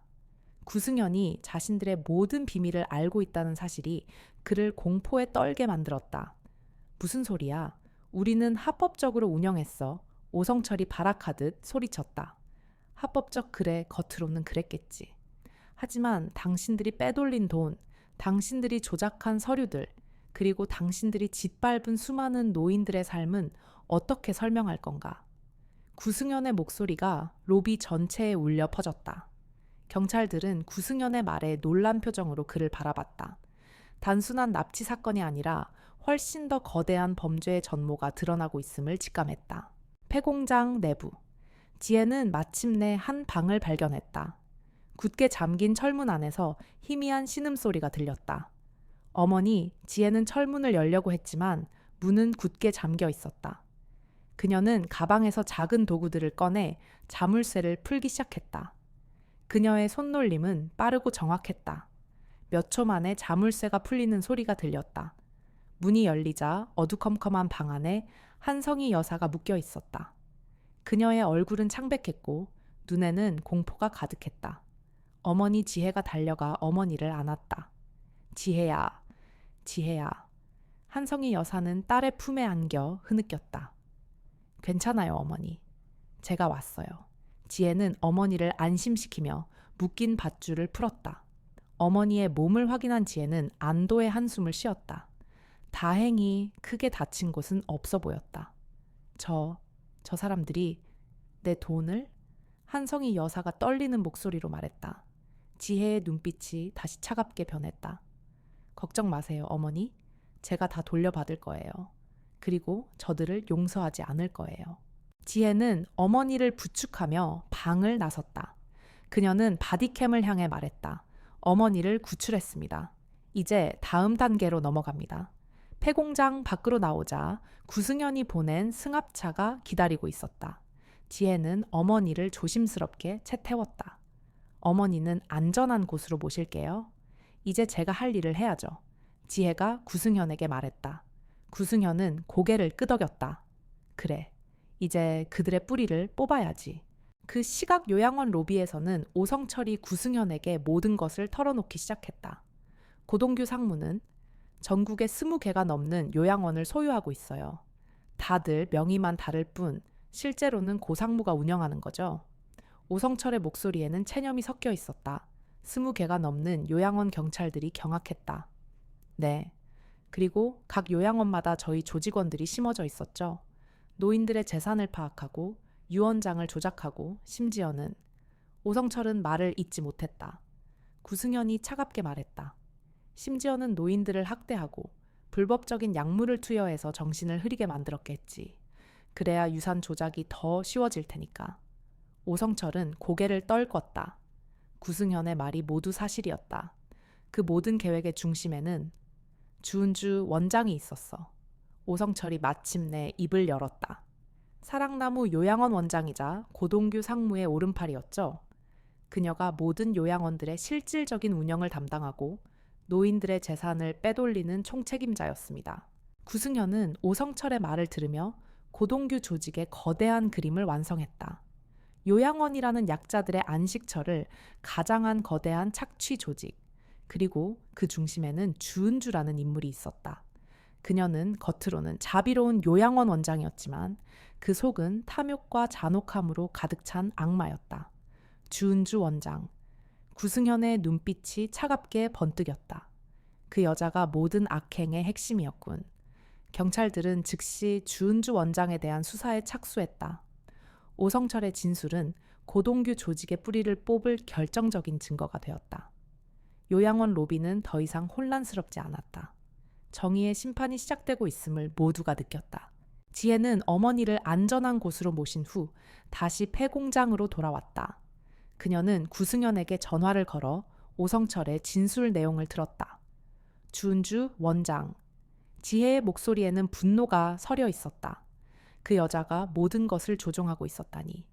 그래, 이제 우리의 진짜 목표는 주은주 원장이야. 그리고 그녀의 뒤에 숨어있는 고동규 상무까지. 구승현이 말했다. 이 모든 악행의 뿌리를 뽑아야 해. 지혜는 폐공장 안을 다시 둘러봤다. 이곳은 어머니가 갇혀있던 곳이자 고동규 조직의 어두운 비밀이 숨겨져 있던 곳이었다. 그녀는 바디캠을 다시 확인했다. 모든 것이 실시간으로 송출되고 있었다. 이제 그녀의 복수는 단순히 어머니를 위한 것이 아니었다. 그것은 요양원 어르신들을 착취하고 학대한 모든 악당들에 대한 정의의 심판이었다. 폐공장을 벗어나 안전한 아지트로 이동한 지혜와 구승현은 노트북 화면을 통해 오성철의 진술이 담긴 영상을 다시 보았다. 오성철은 고동규 상무의 지시로 전국 20개가 넘는 요양원을 관리했으며 그 모든 비리의 중심에 주은주 원장이 있다고 증언했다. 사랑나무 요양원의 원장이자 고동규의 가장 믿음직한 오른팔이라는 사실이 드러났다. 그녀는 겉으로는 자비롭고 헌신적인 요양원 원장으로 알려져 있었지만 그 가면 뒤에는 탐욕과 잔혹함으로 가득 찬 악마가 숨어 있었다. 주은주 원장이라 지혜의 눈빛이 싸늘하게 빛났다. 그 여자가 모든 노인 착취의 총책임자였다는 거네요. 구승현은 고개를 끄덕였다. 그래, 오성철의 진술에 따르면 주은주는 노인들의 재산을 파악하고 그들의 유언장을 조작하며 심지어는 불법적인 약물까지 투여해 정신을 흐리게 만들었어. 그래야 유산 조작이 더 쉬워지니까. 이런 모든 악행의 최종 승인자이자 실행자가 바로 주은주였다는 거야. 지혜는 주먹을 꽉 쥐었다. 자신과 어머니가 겪은 고통이 단순한 건달의 위협이 아니라 주은주라는 인물이 설계한 거대한 악의 일부였다는 사실에 끓어오르는 분노를 주체할 수 없었다. 그녀의 어머니처럼 수많은 노인들이 이 잔혹한 원장의 소나귀에서 고통받았을 것이다. 그 여자의 잔혹함은 상상을 초월했어. 노인들에게 필요 없는 고가 약품을 강매하고 병실 등급을 속여 돈을 더 받아내고 심지어는 임종이 가까운 노인들에게 위장된 서류를 내밀어 재산을 빼돌렸다고 해. 구승현의 목소리에도 분노가 서려 있었다. 그의 과거, 즉 고동규 상무와의 악연은 이 모든 비리에 대한 그의 증오를 더욱 부채질했다. 구승현은 자신의 가족 중 한 명이 고동규 조직의 비슷한 수법에 당해 모든 재산을 잃고 비참하게 생을 마감했다는 것을 지혜에게 털어놓았다. 그의 복수는 지혜의 복수와 맞물려 더욱 강력한 힘을 발휘하고 있었다. 그럼 이제 목표는 주은주 원장이네요. 지혜가 차분하게 말했다. 그녀의 멜랑콜리한 눈빛은 이제 오직 한 곳을 향하고 있었다. 그래, 하지만 쉽지 않을 거야. 그녀는 겉으로는 완벽한 가면을 쓰고 있어. 요양원 원장으로서 사회에 봉사하는 이미지를 구축했고 지역 유지들과도 깊은 관계를 맺고 있지. 구승현이 경고했다. 게다가 고동규 상무의 비호 아래 움직이는 인물이야. 직접적인 증거가 없으면 그녀를 끌어내릴 수 없어. 지혜는 잠시 생각에 잠겼다. 직접적인 증거, 그녀의 머릿속에는 이미 계획이 그려지고 있었다. 707 특임단 시절 가장 중요한 것은 증거였다. 완벽한 증거만이 상대를 무너뜨릴 수 있었다. 요양원 내부로 다시 들어가야 해요. 지혜가 말했다. 구승현의 눈썹이 살짝 움직였다. 위험해. 이미 요양원 경비가 강화됐을 거야. 게다가 너는 얼굴이 알려졌잖아. 제 어머니가 갇혀 있었던 곳이고 수많은 노인들이 학대받았던 곳이에요. 그곳에 진실이 숨겨져 있을 거예요. 지혜의 목소리는 단호했다. 주은주 원장의 개인 사무실 회계 장부, 그리고 노인들의 유언장 관련 서류들이 중요해요. 구승현은 지혜의 눈빛에서 흔들림 없는 결의를 읽었다. 그녀는 더 이상 평범한 요양원 직원이 아니었다.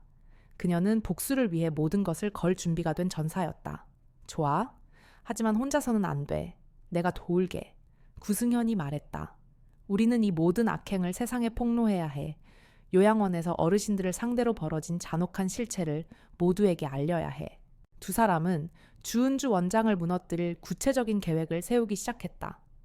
주은주의 일과 요양원의 보안 시스템, 그리고 중요 서류들이 보관되어 있을 만한 장소 등을 분석했다. 구승현은 특수부대 출신답게 정보 분석과 침투 계획에 능숙했다. 그는 요양원의 설계도를 구하고 내부 CCTV 위치를 파악했다. 가장 중요한 건 주은주 원장이 직접 노인들을 협박하거나 유언장을 조작하는 장면이야. 그걸 포착해야 해. 구승현이 말했다. 아니면 그녀가 고동규 상무와 직접적으로 통화하거나 지시를 받는 음성 파일도 결정적일 수 있어. 지혜는 고개를 끄덕였다. 그녀의 바디캠이 다시 한번 중요한 역할을 할 것이었다. 이 모든 과정을 실시간으로 혹은 완벽한 증거 영상으로 남겨야 했다. 계획의 핵심은 요양원 내부 침투였다. 주은주 원장의 사무실에 접근하여 그녀의 컴퓨터나 서류함에서 증거를 확보해야 했다. 요양원은 주거시설인 동시에 사업장이다 보니 보안이 철저하지는 않았지만 중요한 자료들은 반드시 그녀의 통제 아래에 있을 터였다. 주은주는 항상 웃는 얼굴로 노인들을 대했어. 마치 세상에서 가장 자비로운 사람인 양. 하지만 그 미소 뒤에는 노인들의 삶을 송두리째 훔치는 잔인한 계획이 숨겨져 있었지. 지혜가 과거를 회상하듯 말했다. 그녀는 요양원에서 일하면서 주은주 원장의 이중적인 면모를 어렴풋이 느꼈었다. 너무나 완벽한 친절함, 그리고 노인들의 재산에 대한 집착. 그때는 단지 직감이었지만 이제는 확실한 증거가 되었다. 우리는 주은주가 요양원을 비우는 시간을 노릴 거야. 그녀가 가장 안심하고 있을 때 가장 중요한 증거를 찾아내야 해. 구승현이 계획의 큰 틀을 제시했다. 지혜는 눈을 감고 요양원 내부를 머릿속으로 그렸다. 접수, 데스크, 로비, 각 병실, 그리고 원장실. 그녀의 발소리 하나 없이 움직이는 707 특임단 시절에 자신이 요양원 복도를 누비는 모습이 그려졌다. 이번 작전은 단순히 물리적인 힘만으로는 부족했다. 그녀의 지혜와 경험, 그리고 구승현의 노련함이 완벽하게 결합되어야만 성공할 수 있는 임무였다. 그날 밤 지혜는 밤늦게까지 구승현과 함께 요양원 설계도를 분석하고 침투 경로를 시뮬레이션했다. 그녀는 어머니가 갇혀 있었던 폐공장에서 느꼈던 무력감을 다시는 느끼고 싶지 않았다. 이번에는 그녀가 먼저 움직일 차례였다. 약자들을 짓밟는 악인들에게 요양원이라는 신성한 공간을 더럽힌 그들에게 가장 잔혹하고 치욕적인 방식으로 복수할 것이었다. 그녀의 심장 박동은 차분했지만 그 안에는 불타는 복수심이 가득했다. 주은주 원장은 그녀의 다음 목표이자 요양원 비리의 마지막 퍼즐 조각이었다. 한밤중 사랑나무 요양원은 고요했다. 창밖으로는 희미한 달빛만이 비추었고 모든 건물은 깊은 잠에 빠진 듯 했다. 그러나 어둠 속에서 한 그림자가 움직이기 시작했다. 검은 작업복을 입은 한지혜였다. 그녀의 발소리는 들리지 않았다. 707 특임단 시절 밤의 작전은 그녀에게 익숙한 무대였다. 멜랑콜리했던 눈빛은 이제 어둠을 꿰뚫는 날카로운 빛을 발하고 있었다. 구승현은 요양원 근처 승합차 안에서 태블릿을 들여다보고 있었다. 요양원 주변에 설치된 폐쇄회로 텔레비전 화면들이 그의 눈앞에 펼쳐졌다. 그는 지혜가 보낸 요양원 내부 도면을 보며 그녀의 움직임을 예측하고 있었다. 주은주 원장 사무실로 바로 진입해. 모든 중요 자료는 거기에 있을 거야. 구승현이 무전으로 지시했다. 그의 목소리는 침착했다. 알겠습니다, 선배님. 지혜의 목소리가 들려왔다. 그녀는 요양원 후문을 통해 침투했다. 이곳은 평소에는 잘 사용되지 않는 출입구라 경비가 허술했다. 그녀는 작은 도구로 잠금 장치를 순식간에 해제하고 내부로 들어섰다. 요양원 내부는 쥐죽은 듯 조용했다. 간간히 들려오는 노인들의 희미한 숨소리만이 살아있는 존재를 알렸다. 지혜는 복도를 따라 그림자처럼 이동했다. 각 병실 문틈으로 새어나오는 희미한 불빛조차 그녀의 움직임을 방해하지 못했다. 그녀의 심장 박동은 고요했지만 내면에는 뜨거운 정의감이 끓어오르고 있었다. 이 침묵 속에서 수많은 노인들이 고통받았다는 사실을 생각하니 분노가 치밀었다. 주은주 원장의 사무실은 2층 가장 안쪽에 위치해 있었다. 지혜는 계단을 밟지 않고 벽을 이용해 소리 없이 올라갔다. 복도 모퉁이를 돌자 사무실 문이 나타났다. 육중한 나무 문에는 디지털 도어록이 설치되어 있었다. 선배님 도어록 잠금 장치입니다. 지혜가 무전으로 보고했다. 잠시만. 패턴을 분석 중이야. 구승현의 목소리가 들렸다. 몇 초 후 234567. 주은주가 습관적으로 쓰는 번호야. 아마 그녀의 출생 연도와 관련 있을 거야. 지혜는 빠르게 숫자를 눌렀다. 삐빅하는 소리와 함께 문이 열렸다. 그녀는 조심스럽게 안으로 들어섰다. 사무실 내부는 깔끔했지만 어딘가 모르게 차가운 기운이 감돌았다. 책상 위에는 정갈하게 정리된 서류 뭉치들과 컴퓨터 한 대가 놓여 있었다. 지혜는 즉시 컴퓨터를 켰다. 로그인 암호를 풀어야 했다. 선배님, 컴퓨터 암호요. 주은주가 개인적으로 쓰는 암호는 사랑나무 2022 라고 되어 있어. 아마 요양원을 처음 설립한 연도와 관련 있을 거야. 그 여자에게 요양원은 단순한 사업 그 이상이었지. 자신의 욕망을 채우는 도구. 구승연이 알려줬다. 지혜는 암호를 입력했다. 화면이 켜지자 수많은 폴더들이 나타났다. 그녀는 가장 먼저 계약서와 재산 관리라는 이름의 폴더를 열었다. 그 안에는 충격적인 문서들이 가득했다. 노인들의 명의로 된 부동산 매매 계약서, 거액의 예금 통장 사본, 그리고 법률 사무소와 연계된 유언장 조작에 대한 세부 계획서들. 특히 가장 충격적인 것은 특별 관리 대상이라는 폴더였다. 그 안에는 박순자 할머니를 비롯한 몇몇 자산가 노인들의 개인 정보와 함께 그들의 정신 상태를 흐리게 하기 위한 약물 투여 기록, 그리고 가족들의 방문 주기와 재산 현황이 상세하게 기록되어 있었다. 심지어 노인들에게 강압적으로 서명을 받아내는 장면을 찍은 듯한 흐릿한 영상 파일도 있었다. 영상 속 노인들은 공포에 질린 표정으로 떨고 있었고, 주은주 원장은 차가운 미소를 지으며 서명을 강요하고 있었다. 빌어먹을. 지혜는 낮게 욕설을 읊조렸다. 그녀의 손은 분노로 떨리고 있었다. 그녀는 바디캠이 이 모든 것을 생생하게 기록하고 있는지 확인했다. 이것은 주은주 원장의 악행을 증명할 결정적인 증거였다. 바로 그때 사무실 문이 삐걱거리는 소리가 났다. 지혜는 순간적으로 몸을 숨겼다. 누군가 들어오고 있었다. 원장님 아직 퇴근 안 하셨습니까? 한 요양보호사의 목소리가 들렸다. 지혜는 숨을 죽였다. 그녀는 책상 아래 몸을 숨긴 채 상황을 지켜봤다. 요양보호사는 잠시 사무실 안을 둘러보다가 주은주 원장이 없는 것을 확인하고는 다시 나갔다. 지혜는 안도의 한숨을 쉬었다. 아슬아슬한 순간이었다. 그녀는 다시 컴퓨터 앞으로 돌아와 증거 파일들을 자신의 USB에 옮기기 시작했다. 대용량 파일들이라 시간이 조금 걸렸다. 서두르지 마. 완벽한 증거만이 그들을 무너뜨릴 수 있어. 구승현이 무전으로 말했다. 그리고 주은주 원장의 통화 기록도 확인해봐. 고동규 상무와의 연결고리가 거기 있을 거야. 지혜는 컴퓨터에서 통화 기록 파일을 찾아냈다. 고동규 상무와의 통화 내역이 빼곡하게 기록되어 있었다. 정기적인 보고 지시, 그리고 불법적인 거래에 대한 암시적인 대화 내용들이 고스란히 담겨 있었다. 이것은 고동규 조직 전체를 무너뜨릴 수 있는 결정적인 증거였다. 갑자기 요양원 복도에서 발소리가 들렸다. 여러 명의 발소리였다. 지혜는 USB 복사를 서두르며 주변을 살폈다. 주은주 원장일 수도 있고 고동규 상무가 보낸 조직원들일 수도 있었다. 선배님, 누가 오고 있어요? 여러 명이에요.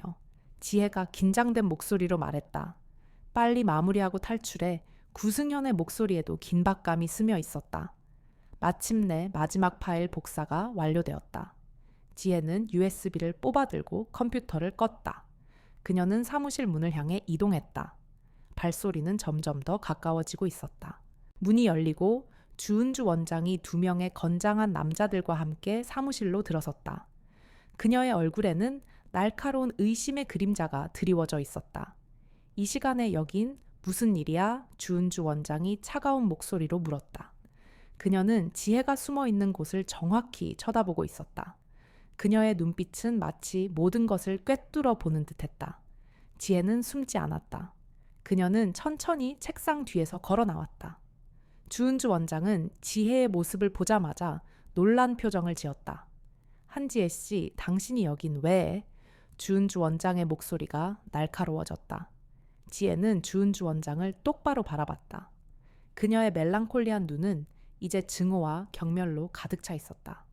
원장님 사무실에 잠시 볼 일이 있었습니다. 지혜가 차분하게 말했다. 그녀의 손에는 방금 복사한 USB가 들려 있었다. 주은주 원장의 시선이 USB에 꽂혔다.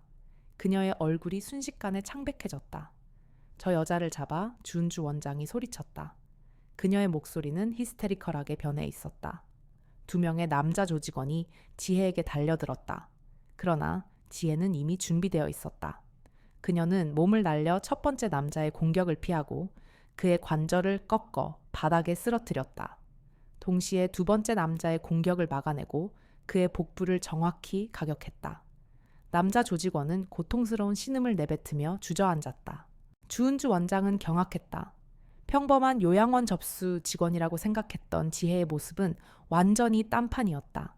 그녀의 움직임은 빠르고 정확했으며 마치 잘 훈련된 전사 같았다.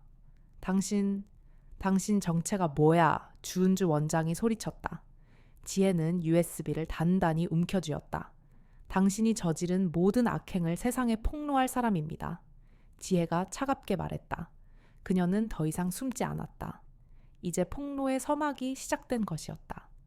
주은주 원장의 사무실은 순식간에 아수라장이 되었다. 지혜는 2명의 남자 조직원을 순식간에 제압하고 USB를 든 차에 주은주 원장을 노려보았다. 그녀의 멜랑콜리했던 눈빛은 이제 차가운 분노와 결의로 가득 차 있었다. 주은주 원장의 얼굴은 공포와 경악으로 하얗게 질렸다. 그녀는 지혜가 평범한 접수 직원이 아니라는 것을 직감했다. 당신 대체 누구야? 주은주 원장이 떨리는 목소리로 소리쳤다. 지혜는 대답 대신 USB를 들어 보였다. 이 안에 원장님의 모든 악행이 담겨 있습니다. 그리고 이 모든 장면은 지금 실시간으로 송출되고 있습니다. 주은주 원장의 눈이 휘둥그레졌다. 실시간 송출 그녀는 자신의 사무실에 설치된 폐쇄회로 텔레비전을 쳐다봤지만 아무것도 보이지 않았다. 지혜가 몸에 부착한 바디캠을 눈치채지 못한 것이다. 무슨 헛소리야. 당장 저 여자 잡아 주은주 원장이 쓰러진 조직원들에게 소리쳤지만 그들은 고통에 신음하며 일어설 수 없었다. 바로 그때 구승연의 목소리가 지혜의 무정의에서 들려왔다. 지혜야, 주은주 원장 옆에 있는 금고를 확인해봐. 아마 거기 중요 서류들이 더 있을 거야. 지혜는 주은주 원장의 시선을 피하며 금고 쪽으로 움직였다. 금고는 책장 뒤에 숨겨져 있었다. 안 돼, 건드리지 마. 주은주 원장이 비명을 질렀다. 그녀의 반응은 금고 안에 결정적인 증거가 있다는 것을 확실히 보여주었다. 지혜는 금고를 열기 시작했다. 주은주 원장이 달려들어 지혜를 막으려 했지만 지혜는 그녀를 가볍게 밀쳐냈다. 주은주 원장은 균형을 잃고 바닥에 넘어졌다. 금고 안에는 수많은 서류 뭉치와 현금 다발, 그리고 여러 개의 USB가 들어있었다. 지혜는 그중 가장 두꺼운 서류 뭉치를 꺼냈다. 사랑나무 요양원 재산 이전 동의서라는 제목이 보였다. 그 안에는 노인들의 서명이 위조된 동의서들이 빼곡하게 들어있었다. 이게 다 뭐지? 주은주 원장이 소리쳤다. 원장님이 노인들의 재산을 어떻게 강탈했는지 보여주는 증거입니다. 지혜가 차가운 목소리로 말했다. 그녀는 USB의 금고 안의 모든 파일을 복사하기 시작했다. 그 시각 요양원 로비는 여전히 혼란스러웠다. 경찰들이 오성철과 강태식 일당을 체포하고 있었고 김미영 요양보호사는 충격에 휩싸여 있었다. 그때 한 경찰이 무정의를 들고 다급하게 말했다. 원장실에서 소란이 발생했습니다. 지원 요청 경찰들이 원장실로 향하려 하자 구승현이 그들을 막아섰다. 잠깐만요. 지금은 개입하지 않는 게 좋습니다. 모든 진실이 밝혀지고 있습니다. 구승현은 자신의 태블릿 화면을 보여주었다. 그곳에는 지혜가 주은주 원장 사무실에서 증거를 확보하는 장면이 실시간으로 송출되고 있었다. 경찰들의 눈이 휘둥그레졌다. 그들은 화면 속에서 지혜가 금고를 열고 서류들을 확인하는 모습을 보았다. 그리고 주은주 원장의 공포에 질린 얼굴도. 원장실 안, 주은주 원장은 바닥에 앉아 지혜를 노려보고 있었다. 그녀의 눈에는 증오와 함께 절망이 가득했다. 이 모든 걸 계획한 거야. 처음부터 나를 노린 거야. 지혜는 복사가 완료된 USB를 뽑아들었다. 당신이 저지른 죄는 당신이 만든 함정에서 시작된 겁니다. 닥쳐, 감히 나를. 주은주 원장이 소리쳤다. 그때 지혜의 핸드폰이 울렸다. 구승현에게서 온 전화였다. 지혜야, 증거 다 확보했으면 이제 나와. 경찰들이 곧 진입할 거야. 알겠습니다, 선배님. 지혜는 전화를 끊었다. 지혜는 주은주 원장을 향해 마지막 말을 던졌다. 당신이 가장 소중하게 여겼던 돈과 명예, 그리고 당신의 모든 악행이 이제 세상에 공개될 겁니다. 그리고 당신은 그 대가를 치르게 될 거예요. 그녀는 사무실 문을 열고 밖으로 나섰다. 복대는 이미 경찰들이 대기하고 있었다. 지혜는 그들을 지나쳐 유유히 걸어갔다. 그녀의 손에는 주은주 원장의 모든 죄를 담은 USB가 들려 있었다. 주은주 원장은 사무실에 홀로 남아 절규했다. 그녀의 모든 것이 한순간에 무너져 내리는 순간이었다. 그녀는 자신의 탐욕이 불러온 파멸을 직감했다. 그녀의 눈에서는 눈물이 흘러내렸지만 그것은 후회의 눈물이 아닌 분노와 좌절의 눈물이었다. 요양원 로비로 돌아온 지혜는 구승현에게 USB를 건넸다. 모든 증거를 확보했습니다, 선배님. 구승현은 USB를 받아들고 지혜의 어깨를 두드렸다. 수고했어, 지혜야. 이제 시작이야. 경찰들은 주은주 원장 사무실로 진입했다. 곧이어 주은주 원장이 수갑을 찬 채 끌려 나왔다. 그녀의 얼굴은 초췌했고 눈빛은 이미 모든 것을 포기한 듯했다. 요양원 직원들과 노인들은 경악한 표정으로 그녀를 바라봤다. 그들이 믿었던 원장의 추악한 실체가 드러나는 순간이었다. 김미영 요양보호사는 지혜에게 다가와 그녀의 손을 잡았다. 지혜 씨, 정말 대단해요. 어떻게 이런 일을? 지혜는 김미영에게 작은 미소를 지었다. 어르신들을 위해서요. 그녀의 바디캠은 여전히 실시간으로 모든 것을 송출하고 있었다. 주은주 원장이 체포되는 장면, 그리고 요양원 내부의 혼란스러운 상황까지. 이 영상은 삽시간에 인터넷을 뜨겁게 달구며 수많은 사람들에게 충격을 안겨주었다. 뉴스는 속보로 주은주 원장의 체포 소식을 전했다.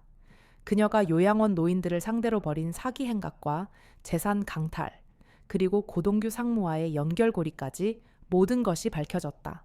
사람들은 경악을 금치 못했다. 요양원이라는 신뢰받는 공간에서 이런 끔찍한 범죄가 벌어졌다는 사실에 분노했다. 지혜는 구승현과 함께 요양원을 나섰다. 그녀의 얼굴에는 피곤함이 역력했지만 눈빛은 한결 가벼워 보였다. 어머니를 구하고 악인의 실체를 밝혀냈다는 안도감 때문이었다. 하지만 그녀는 알고 있었다. 아직 끝이 아니라는 것을. 주은주 원장은 단지 시작에 불과했다.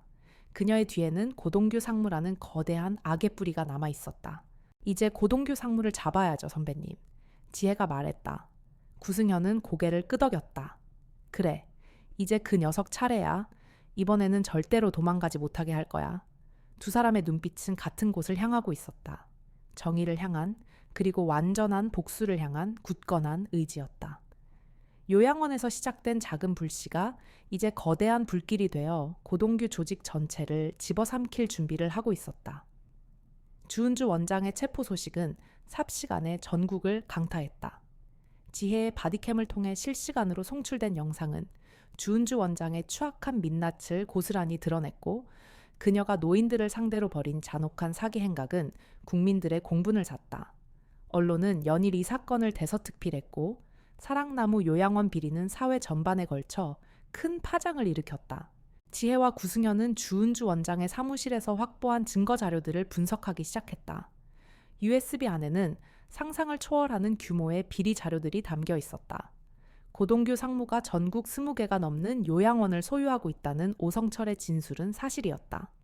각 요양원마다 주은주 원장과 같은 역할을 하는 인물들이 심어져 있었고 그들은 조직적으로 노인들의 재산을 빼돌리고 있었다. 이건 단순한 사기 사건이 아니에요, 선배님. 이건 거대한 카르텔이에요. 지혜가 자료를 검토하며 말했다. 그녀의 눈빛은 피곤했지만 그 속에는 뜨거운 정의감이 불타고 있었다. 구승현은 고개를 끄덕였다. 그래, 고동규는 요양원 사업을 통해 거대한 검은 돈을 세탁하고 있었어. 노인들의 피와 땀으로 쌓아 올린 재산을 이용해서 말이야. 자료에는 각 요양원의 회계 장부 유언장, 조작 기록, 그리고 심지어는 노인들에게 불법 약물을 투여하여 정신을 흐리게 만든 기록까지 상세하게 남아 있었다.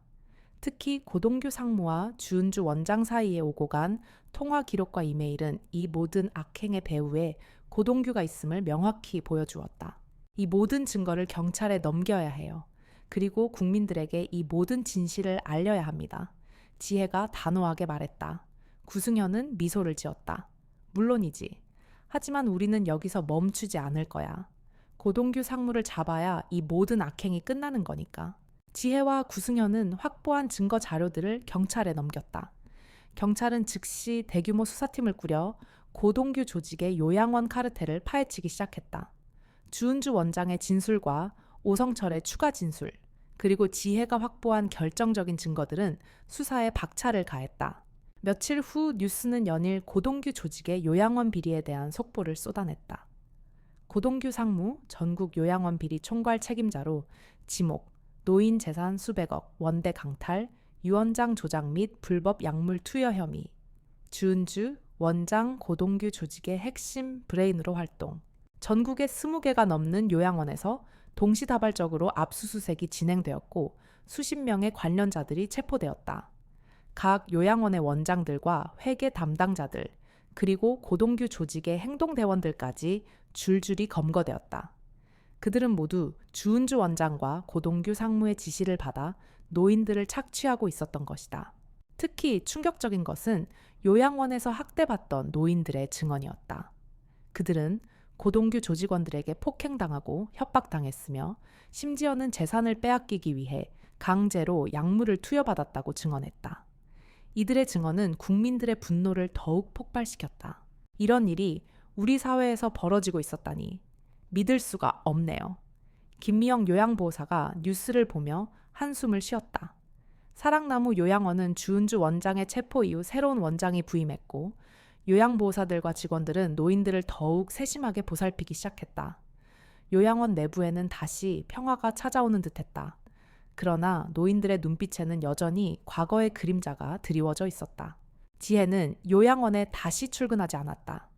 그녀는 구승현과 함께 고동규 상무의 뒤를 쫓고 있었다. 고동규는 주은주 원장의 체포 소식을 듣고 이미 해외로 도피하려 시도하고 있었다. 그러나 구승현은 이미 그의 모든 움직임을 예측하고 있었다.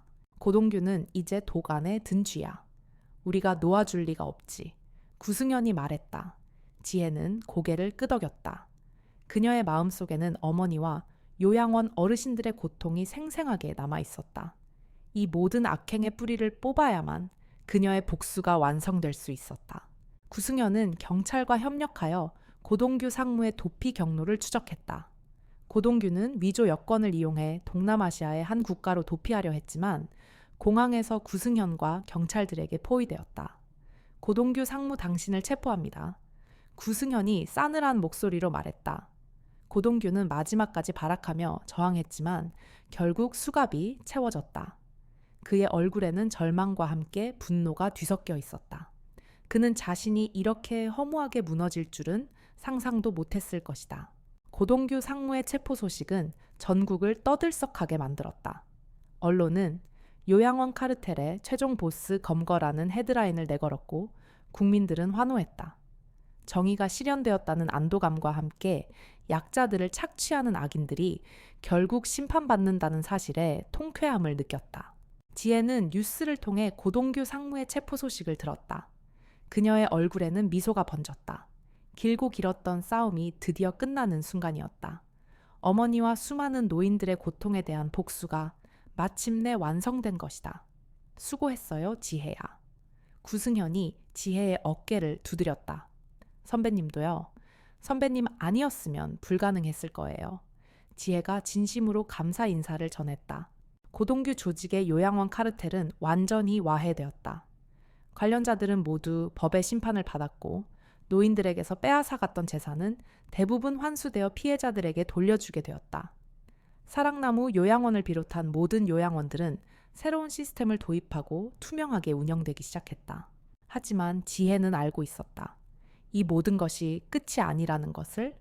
세상에는 여전히 약자들을 노리는 악인들이 존재하고 그들은 끊임없이 새로운 방식으로 나타날 것이라는 것을. 그러나 그녀는 더 이상 두렵지 않았다. 그녀는 이제 혼자가 아니었다. 그녀에게는 구승현이라는 든든한 조력자가 있었고 무엇보다 그녀 자신 안에 잠들어 있던 707 특임단의 전사가 깨어나 있었다. 고동규 상무의 체포와 요양원 카르텔의 연쇄 붕괴는 언론을 뜨겁게 달궜다. 하지만 한지혜의 마음 한구석에는 여전히 해결되지 않은 숙제가 남아 있었다. 바로 모든 악행의 진원지이자 그녀의 어머니가 납치되었던 장소 사랑나무 요양원이었다. 비록 주은주 원장이 체포되었고 새로운 원장이 부임했지만 그곳에 남아있는 어르신들의 상처와 요양원 내부 깊숙이 감춰졌던 잔혹한 진실들은 여전히 묻혀 있었다. 사랑나무 요양원에 다시 가야겠어요, 선배님. 지혜가 구승현에게 말했다. 구승현은 지혜의 눈빛에서 결의를 읽었다. 모든 증거가 확보됐고 그들도 체포됐는데 굳이 그럴 필요가 있을까? 위험할 수도 있어. 아니요. 제 어머니가 고통받았던 곳이고 수많은 어르신들이 피눈물을 흘렸던 곳이에요. 그곳에서 모든 것을 끝내야만 진정한 복수가 완성될 것 같아요. 지혜의 목소리는 낮았지만 단호했다. 그녀의 복수는 단순히 악인을 처벌하는 것을 넘어 피해자들의 아픔을 치유하고 진실을 밝히는 것이었다. 구승현은 잠시 생각하더니 고개를 끄덕였다. 좋아. 그럼 나도 같이 가. 혼자 보내지 않아. 그들은 사랑나무 요양원으로 향했다. 요양원은 겉으로 보기에는 평온했지만 어딘가 모르게 스산한 기운이 감돌았다.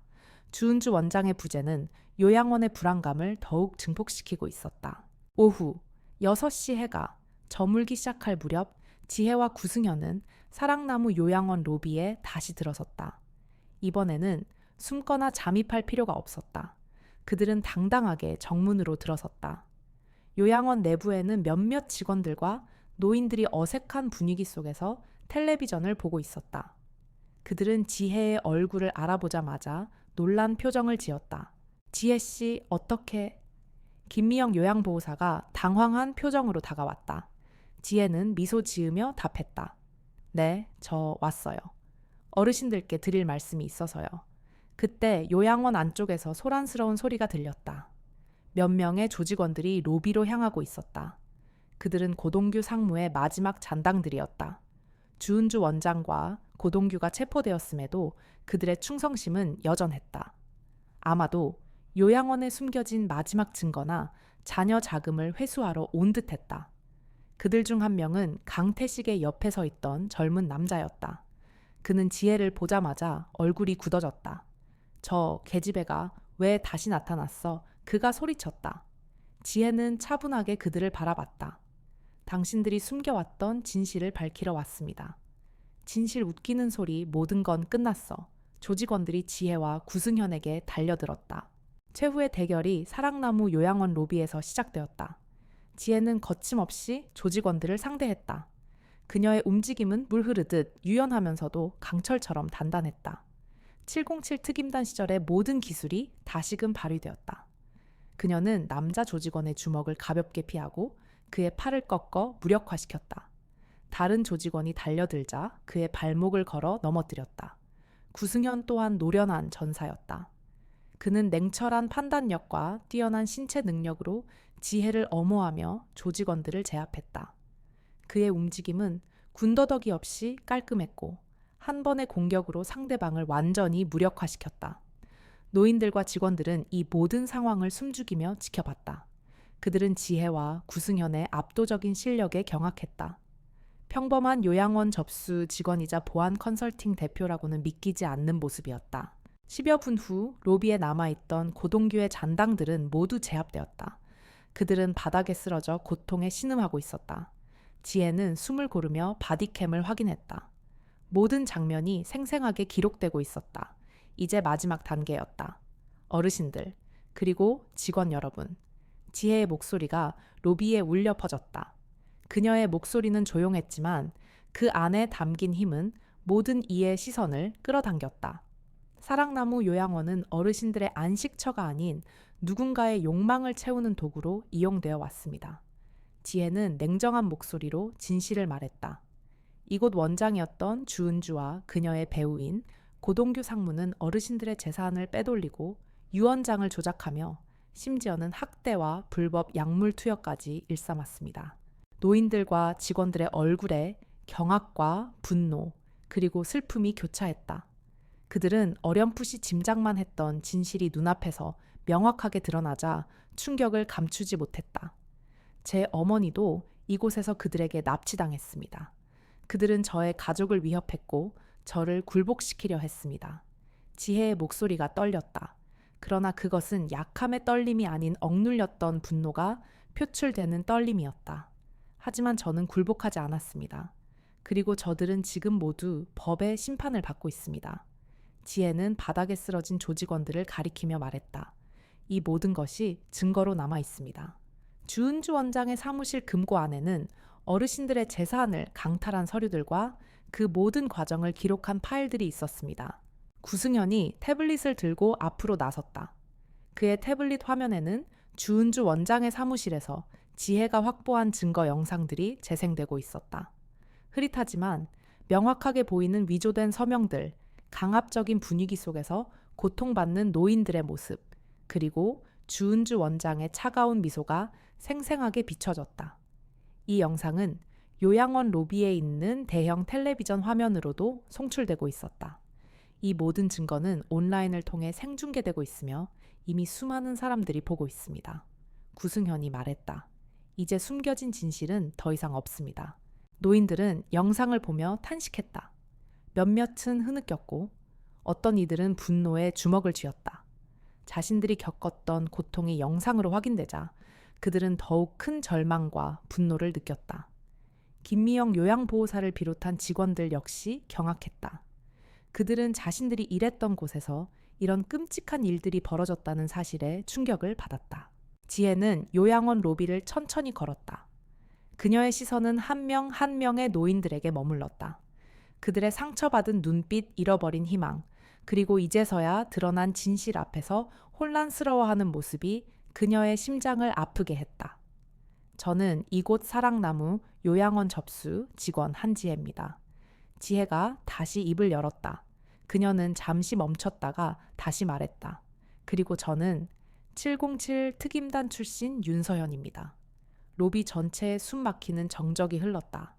707 특임단이라는 말에 노인들과 직원들의 눈이 휘둥그레졌다. 그들은 지금 눈앞에 있는 여인이 평범한 접수 직원이 아니라 대한민국 최전개 특수부대 출신이라는 사실에 압도되었다. 저는 평범한 삶을 살고 싶었습니다. 어머니 곁에서 조용히 지내고 싶었습니다. 지혜의 목소리가 떨렸다. 하지만 저들은 제 삶을 그리고 어머니의 안식처를 파괴했습니다. 이곳에서 고통받는 어르신들을 외면할 수 없었습니다. 그녀는 바디캠을 향해 말했다. 대한민국 국가는 약자들을 포기하지 않습니다. 그리고 국민의 안전을 위협하는 자들은 반드시 심판받게 될 것입니다. 이곳 사랑나무 요양원에서 벌어진 모든 악행은 이제 세상에 공개되었고 정의의 심판을 받게 될 것입니다. 그 순간 요양원 밖에서 사이렌 소리가 들려왔다. 구승현의 연락을 받은 경찰들이 도착한 것이었다. 경찰들은 로비로 들이닥쳤고 바닥에 쓰러져 있는 조직원들을 발견했다. 경찰이다. 모두 손들어 확성기 소리가 울려 퍼졌다. 지혜는 경찰들에게 상황을 설명했다. 그녀의 차분하고 명확한 설명은 경찰들을 놀라게 했다. 그들은 이미 온라인에서 화제가 된 요양원 접수 직원이 바로 지혜라는 것을 알고 있었다. 모든 것이 끝났다. 사랑나무 요양원에 숨겨져 있던 추악한 진실이 마침내 세상에 드러나는 순간이었다. 그리고 그 진실을 밝힌 것은 평범해 보였던 한 여인의 용기와 희생이었다. 요양원 로비에 경찰의 사이렌 소리가 울려 퍼졌다. 구승현의 연락을 받은 경찰 특공대가 순식간에 요양원 안으로 들이닥쳤다. 그들의 등장은 이미 온라인에서 실시간으로 지혜의 바디캠을 통해 중계되고 있었다. 수많은 시청자들이 숨죽이며 이 모든 상황을 지켜보고 있었다. 요양원 비리 현장 급습 707 특임단 출신 여직원의 활약이라는 제목은 삽시간에 조회수를 1000만 단위로 끌어올렸다. 경찰들은 로비에 쓰러져 신음하는 고동규의 잔당들을 발견하고 즉시 수갑을 채웠다. 그들의 얼굴에는 공포와 분노, 그리고 체념이 뒤섞여 있었다. 그들은 자신들의 비루한 최후가 전 국민에게 생중계되고 있다는 사실을 뒤늦게 깨달았다. 경찰이다 모두 꼼짝마 확성기 소리가 로비에 울려 퍼졌다. 지혜는 바디캠을 향해 말했다. 그녀의 목소리는 차분하고 명료했다. 현재 시각 오후 7시 15분. 사랑나무 요양원에서 어르신들을 상대로 한 불법 감금 사기 협박 및 조직 폭력배 활동을 벌이던 현행범들을 체포했습니다. 경찰이 도착했으니 이제 정식 수사가 진행될 예정입니다. 그녀의 말 한마디 한마디는 실시간 댓글 창을 폭발시켰다. 와, 진짜 영화보다 재밌어. 한지혜님, 완전 간지 폭발. 이게 진짜 특임단 실력이구나. 여경 특채하자. 조폭들이 요양원에서 저런 짓을 하다니. 정혜, 구현 감사합니다. 조직원들이 수갑을 차고 연행되는 모습도 실시간으로 중계되었다. 강태식은 끝까지 불만을 표출하며 경찰들에게 저항했지만 이미 모든 것이 끝난 상황이었다. 그의 얼굴은 수치심과 분노로 일그러져 있었다. 그가 한지혜에게 당했던 첫날의 굴욕이 다시금 재현되는 듯했다. 이것도 다 요양원 업무의 연장선이라고 볼 수 있죠. 지혜가 바디캠을 향해 말했다. 그녀의 입계는 옅은 미소가 걸려 있었다. 국민의 안전을 지키는 것도 요양원 접수 직원의 역할이니까요. 그녀의 마지막 멘트는 수많은 시청자들에게 깊은 인상을 남겼다. 요양원 접수 직원이라는 평범한 신분 뒤에 숨겨진 특수부대 출신의 강인함, 그리고 약자를 보호하려는 숭고한 정신이 결합되어 강력한 메시지를 전달한 것이다. 사람들은 그녀의 용기와 정의감에 열광했다. 이 모든 상황은 다음 날 아침 뉴스의 헤드라인을 장식했다. 707 특임단 출신, 요양원 접수, 직원 노인 착취, 조직 소탕이라는 기사는 전국을 뒤흔들었다. 고동규 상무와 주은주 원장, 그리고 그들의 조직원들이 법의 심판을 받는 과정은 실시간으로 보도되었다. 그들이 빼돌린 수백억 원대의 재산은 대부분 환수되어 피해 노인들에게 돌아갈 예정이었다. 사랑나무 요양원은 완전히 다른 분위기로 변모했다. 주은주 원장 대신 새로운 원장이 부임했고 요양원 운영은 투명하게 개선되었다. 요양보호사들은 노인들을 더욱 따뜻하게 보살폈고 노인들은 한층 밝아진 표정으로 평화를 되찾는 듯했다. 하지만 그들의 눈빛 속에는 여전히 깊은 상처의 흔적이 남아 있었다. 지혜는 며칠 후 사랑나무 요양원에 다시 출근했다. 그녀를 보러 오는 사람들이 늘어났다. 젊은 민원인이 그녀에게 사인을 부탁하기도 했다. 지혜 씨 사인 좀 해주세요. 지혜는 웃으며 거절했다. 저는 접수 업무만 도와드릴 수 있어요. 대신 서류는 빠르게 처리해 드릴게요. 김미영 요양보호사가 다가와서 말했다. 지혜 씨 정말 대단해요.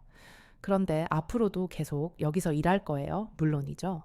지혜가 답했다. 그녀의 눈빛에는 확고한 의지가 담겨 있었다. 이곳이 제 자리예요. 새로 부임한 원장이 인사를 왔다. 최 반장은 사건 후 양심의 가책을 이기지 못하고 사직했었다. 한지혜 주임님이시죠? 정말 영광입니다. 새 원장이 존경하는 눈빛으로 말했다. 그냥 지혜라고 불러주세요. 저는 평범한 접수 직원이에요. 지혜가 미소 지으며 답했다. 점심시간 휴게실에서 동료들이 모여 이야기하고 있었다. 지혜 씨 덕분에 우리 요양원이 유명해졌어. 한 직원이 말했다. 그런데 정말 신기해. 그렇게 조용하더니 알고 보니 특임단 출신이었다니. 지혜는 커피를 마시며 창밖을 바라봤다. 평범한 일상이 얼마나 소중한지 새삼 느꼈다. 그녀는 더 이상 숨지 않았다. 그녀의 과거는 더 이상 그림자가 아니었다. 그것은 그녀를 강하게 만들었고 약자들을 보호할 수 있는 힘이 되었다. 오후 새 시한 어르신이 지혜의 창고에 앉았다. 아가씨 뉴스에서 봤어. 정말 대단하더라고. 어르신이 말했다. 과찬이세요. 그냥 제가 해야 할 일을 했을 뿐이에요. 지혜가 겸손하게 답했다. 요즘 젊은이들은 정말 훌륭해. 우리나라가 든든하다니까. 어르신이 박수를 쳤다. 주변 민원인들도 함께 박수를 쳤다. 지혜는 부끄러워하며 고개를 숙였다. 감사합니다. 앞으로도 열심히 하겠습니다. 오후 5시 퇴근 시간이 되자 지혜는 평소처럼 정리를 했다. 그런데 한 민원인이 다가와서 물었다. 지혜 씨, 혹시 또 그런 일이 생기면 어떻게 할 거예요? 지혜는 잠시 생각하더니 미소 지으며 답했다. 사랑나무 요양원은 어르신들의 안식처입니다. 그리고 저는 여기서 국민을 위해 일하는 접수 직원이에요. 필요하다면 언제든지 국민을 보호할 준비가 되어 있습니다. 그럼 혹시 호신술 말고 다른 것도 할 줄 아세요?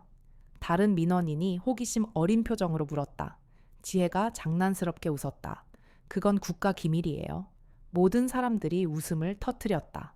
파트 15. 새로운 시작 상처와 희망. 사건이 마무리된 후 한지혜는 어머니 한성희 여사와 함께 다시 평범한 일상으로 돌아왔다. 어머니는 안전한 곳에서 치료를 받으며 조금씩 건강을 회복하고 계셨다. 지혜는 어머니 곁을 지키며 치유의 시간을 보냈다. 어머니의 눈빛에서 공포의 그림자가 사라지고 평온함이 돌아오는 것을 보는 것이 지혜에게는 가장 큰 위안이었다. 하지만 그들의 마음속에는 여전히 깊은 상처가 남아 있었다. 그 트라우마는 쉽게 지워지지 않을 것이었다. 딸아, 이제 정말 평범하게 살 거지? 한성희 여사가 걱정스럽게 물었다. 그녀는 딸이 다시는 위험한 일에 휘말리지 않기를 간절히 바랐다. 네, 어머니. 이제 정말 평범한 요양원 접수 직원으로 살 거예요. 지혜가 어머니 손을 잡으며 말했다. 그녀의 목소리는 진심이었다. 그녀는 평범한 삶의 소중함을 누구보다 잘 알고 있었다. 하지만 그녀는 덧붙였다. 하지만 누군가 도움이 필요하면 언제든 도울 거예요. 그게 우리 딸이지. 한성희 여사가 자랑스럽게 미소 지었다. 그날 밤 지혜는 707 특임단 군복을 다시 옷장 깊숙이 넣어두었다. 하지만 이번에는 완전히 포기하는 것이 아니었다. 언제든 필요할 때 꺼낼 수 있도록 준비해둔 것이었다.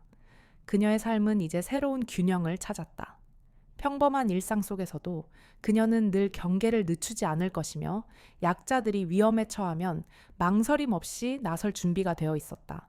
그녀는 더 이상 과거의 그림자에 갇히지 않았다. 오히려 그 과거는 그녀를 더욱 강하고 현명하게 만들었다.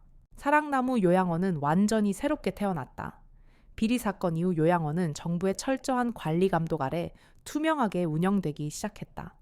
새로운 원장은 노인들을 위한 다양한 프로그램을 도입했고 요양보호사들은 더욱 친절하고 전문적인 돌봄 서비스를 제공했다. 한때 어둡고 절망적이었던 요양원에는 다시 따뜻한 온기가 감돌기 시작했다. 어르신들의 얼굴에도 미소가 돌아왔고 서로를 보듬으며 희망을 이야기하기 시작했다. 지혜는 다시 사랑나무 요양원 접수 데스크에 앉았다. 그녀의 존재는 요양원 자체에 큰 변화를 가져왔다. 그녀는 단순한 접수 직원이 아니라 어르신들의 든든한 수호자이자 요양원의 상징이 되었다. 그녀를 보러 오는 사람들 중에는 요양원의 부모님을 맡기러 오는 사람들도 있었다. 그들은 지혜의 존재 때문에 사랑나무 요양원을 더욱 신뢰할 수 있다고 말했다. 어느 날 오후 한 노부부가 지혜의 창구에 앉았다. 그들은 자신들의 이야기를 털어놓았다. 다른 요양원에서 좋지 않은 일을 겪었다는 이야기였다. 지혜는 그들의 이야기를 조용히 들어주었다. 그녀의 멜랑콜리한 눈빛 속에는 깊은 공감과 함께 다시는 그런 일이 일어나지 않게 하겠다는 굳건한 의지가 담겨 있었다. 여기 사랑나무 요양원에서는 그런 일은 없을 겁니다. 지혜가 차분하지만 확신의 참 목소리로 말했다. 저희 요양원은 어르신들의 마지막 안식처입니다. 그리고 저는 이곳에서 어르신들을 위해 일하는 사람입니다. 그녀의 말은 노부부에게 큰 위안이 되었다. 그들은 안도하며 미소 지었다. 지혜의 존재는 그들에게 단순한 직원을 넘어 정의와 신뢰의 상징이 되었다. 지혜는 창밖을 바라봤다. 햇살 아래 평화로운 요양원의 풍경이 펼쳐져 있었다. 그녀는 이 평범한 일상이 얼마나 많은 노력과 희생 위에 세워진 것인지 알고 있었다. 그리고 그녀는 그 소중한 평화를 지키기 위해 언제든 다시 나설 준비가 되어 있었다. 국가는 조용히 지키고 있어도 무너지지 않는다. 약자들이 고통받을 때 그들을 위해 일어서는 용기 있는 자들이 있기 때문이다. 이 이야기는 요양원에서 착한 여성을 모욕하고 착취하려 했던 깡패들의 최후를 통해 평범한 삶을 살던 한 여인이 어떻게 자신의 과거와 마주하고 정의를 위해 싸웠는지 보여주었습니다. 그녀는 우리에게 진정한 용기와 희망이 무엇인지 가르쳐 주었습니다. 약자들이 외면받는 사회에서 한지혜와 같은 사람들이 존재한다는 것은 우리 모두에게 큰 위로가 될 것입니다. 시청자 여러분, 오늘 이야기는 어떠셨나요? 평범한 삶을 살던 한 여인이 자신의 모든 것을 걸고 불의에 맞서 싸우는 모습에서 어떤 감정을 느끼셨나요? 한지혜라는 인물에 대해 여러분은 어떻게 생각하시는지 댓글로 여러분의 솔직한 감상과 의견을 남겨주세요. 이처럼 우리 주변에 숨겨진 영웅들의 이야기가 더 많은 사람들에게 알려질 수 있도록 저희 채널 구독과 좋아요 부탁드립니다. 다음에도 더욱 충격적이고 감동적인 이야기로 찾아오겠습니다. 영상이 좋으셨다면 주변에 공유도 많이 해주세요.